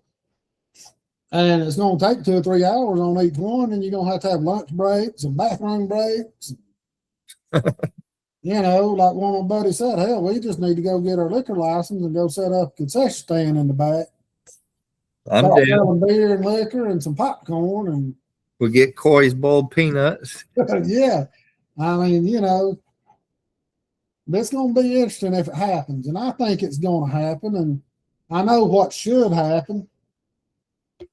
They should be voted out and kicked to the curb and 3 people to replace them. But I fully expect the 3 Amigos to keep them in office. It's going to be a 3-2 vote, just like it always is. Yep. That's what I expect. I mean, I don't have any inside information or anything, but just going by how everybody thought last week, the December 11th meeting should have went. I don't All know. the indications were, you know, that either the data center or the Cagle Mill Road was going to get voted down, and that Winder Highway had a good shot of getting voted down. You know, 50-50 chance, and it ended up there was a 0 chance of any of them getting voted down. I'm a firm believer if they wouldn't have pulled their application for the data center, it would have got approved. I don't know. My gut feeling about the 3 Amigos is that whole fiasco is probably going to get extended and pushed along as far as it can go. Yeah. They're going to drag that one out as long as it can go. That's my gut feeling. If it ain't them, it'll be the attorneys. They'll be dragging that out to make money on that one. Oh, yeah. Well, and if the judge does hear the injunction, does give them the injunction and make it go to Superior Court, this could take a year or 2. Hell yeah. That's what I'm Get saying. completed. You know, and who are you going to put? Are they going to be able to do their jobs in the planning commission until it's over? Or do you got to appoint temporary people? I mean, there's a lot of Stipulations there. Yeah. stuff that, you know, you don't have the answer to because it's never been done before. Because even their attorney today, that Tony Powell, said that I can't bring you case law because this has never been done before. And he said the Board of Commissioners shouldn't be the judge, jury, and executioner. She said they're not.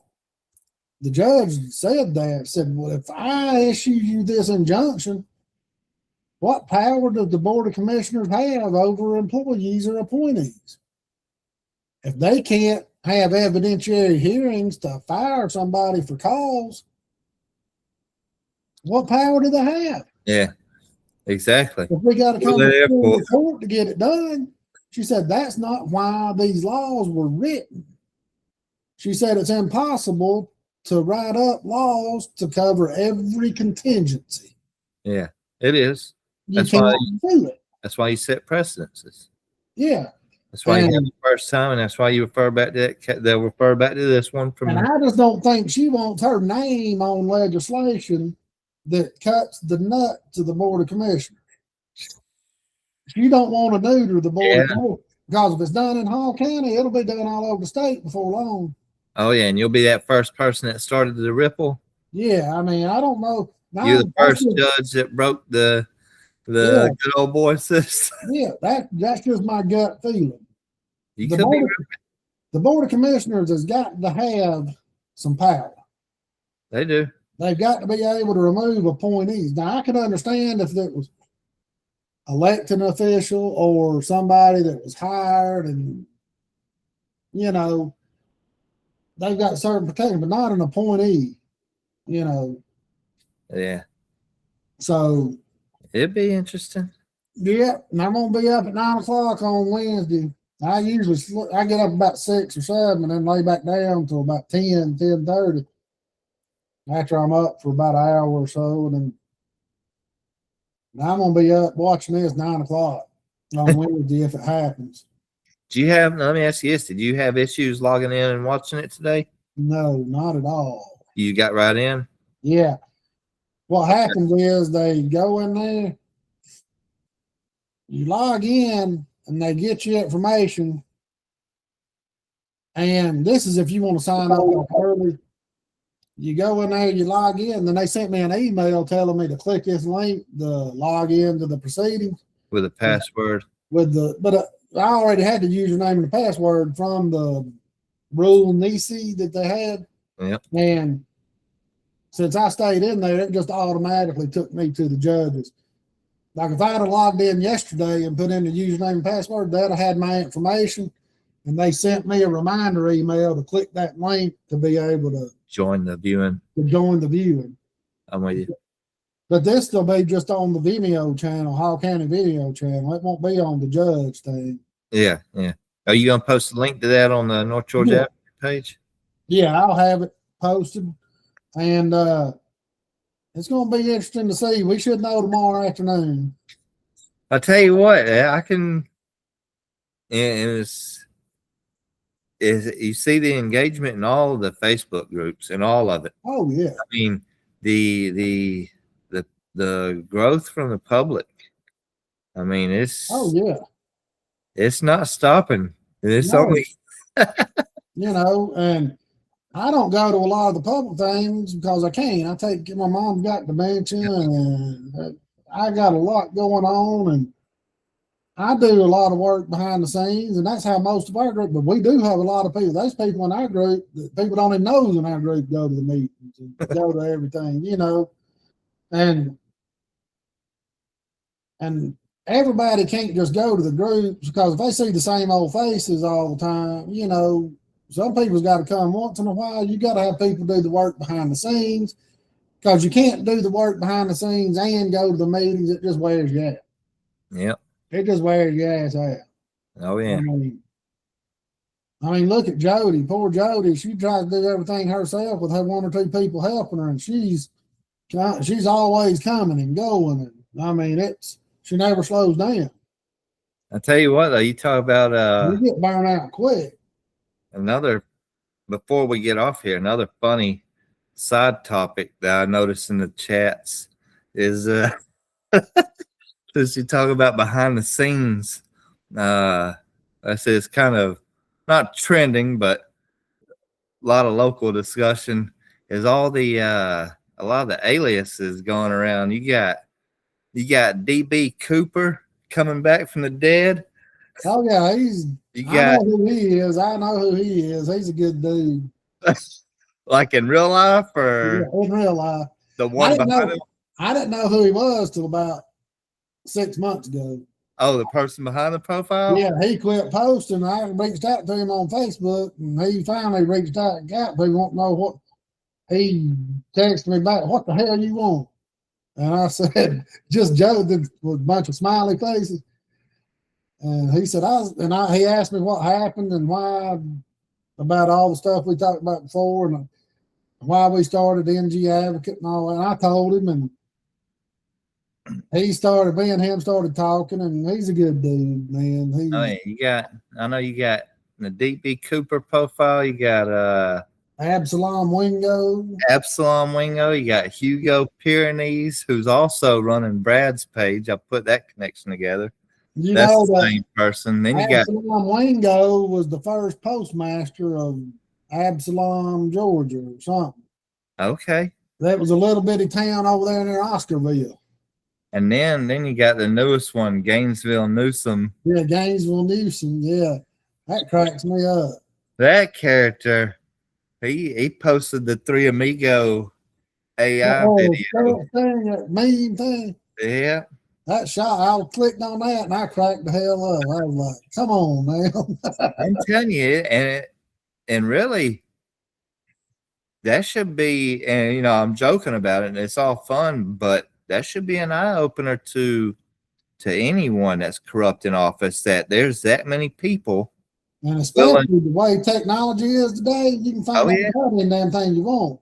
But the thing is, the commitment that a lot of these public citizens, the commitment that they're putting into these fake profiles to remain anonymous and combat their It's just now getting bad on the social media, but I've ran forums for the last 25 years. And that's why I'm a big believer of free speech, because when you start banning people, they just gonna create a fake profile, come back. Oh yeah. You can't stop it. I mean, they can create as many email addresses as you can ban. Yeah. And I You mean, know, like I said, I'm 40. So I mean, I come from the time when you had the AOL dial-up yeah, disc that you'd have to load up your disc with a password yeah, for one, so you could access 1 hour of internet. Remember that? oh, yeah. Here's a free disc for I'm 1 hour. 53. I remember. I'm 53. Oh yeah. So you get the whole family around, and you're like, okay, you get 12 minutes because 8 minutes is dialing in to secure your internet connection. So I remember all those days to the Yahoo chat rooms. Oh, we used to do ICQ, Yahoo, AOL chat rooms. Yep. So what's funny to me is I'm sure the people behind these fake profiles, I'm sure they've taken a few extra precautionary steps, but you and I both know. I mean, hell, all it takes is one proper warrant, and they'll know exactly where it's coming from. Even if they use remote IPs, no matter, it's all traceable. They will find out exactly. If they're using a good VPN, they won't get caught. Oh, they won't get caught. But look at you smiling as you said. I mean, I use VPNs anyway just for protection. No, I mean, I don't have no aliases. Yeah. I've got 4 Facebook profiles, but they're all businesses, you know, like North Georgia Advocate, my GA. I mean, it's all, I've actually got about 10. It's because it's websites and Facebook pages I've built for other people that I have to maintain, you know. But I don't do nothing crazy about with them or nothing. Yeah. I say, you see how hard it is to get a hold of me on my normal pages. I mean, hell, I couldn't imagine keeping up with a fake one too. Cause I know what that takes. I mean, you need to set up a fake email. You need to set up you got to set up a whole fake identity. Yeah, you got to do IP address. You got to do it right. Because Facebook checks your IPs and all that stuff, and they say it's all from the same. You got to log in from a private browser, go to a VPN, or you know. So that's easy to do. And that's another topic there. So what happens? See, that's gonna be interesting to see how that space develops in the legal field. Because think about that. Think about if there's a warrant on a fake profile that's stored in a data center owned by somebody that's rented by Meta, then who? And I know, I'm sure the FBI already has that process streamlined. Oh yeah, they get that access immediately, I'm sure. But it's still just a curious thought there. Like, what's that chain of command look like? Do we go to the data center and say, hey, which I know they don't, because they don't typically know what's in each hard drive or server. They don't. I mean, you go to Meta, you go to the app and the software that's running it and say, hey, I need you to pull this. But still, it's still a funny scenario that we're getting into in this day and age. Oh yeah.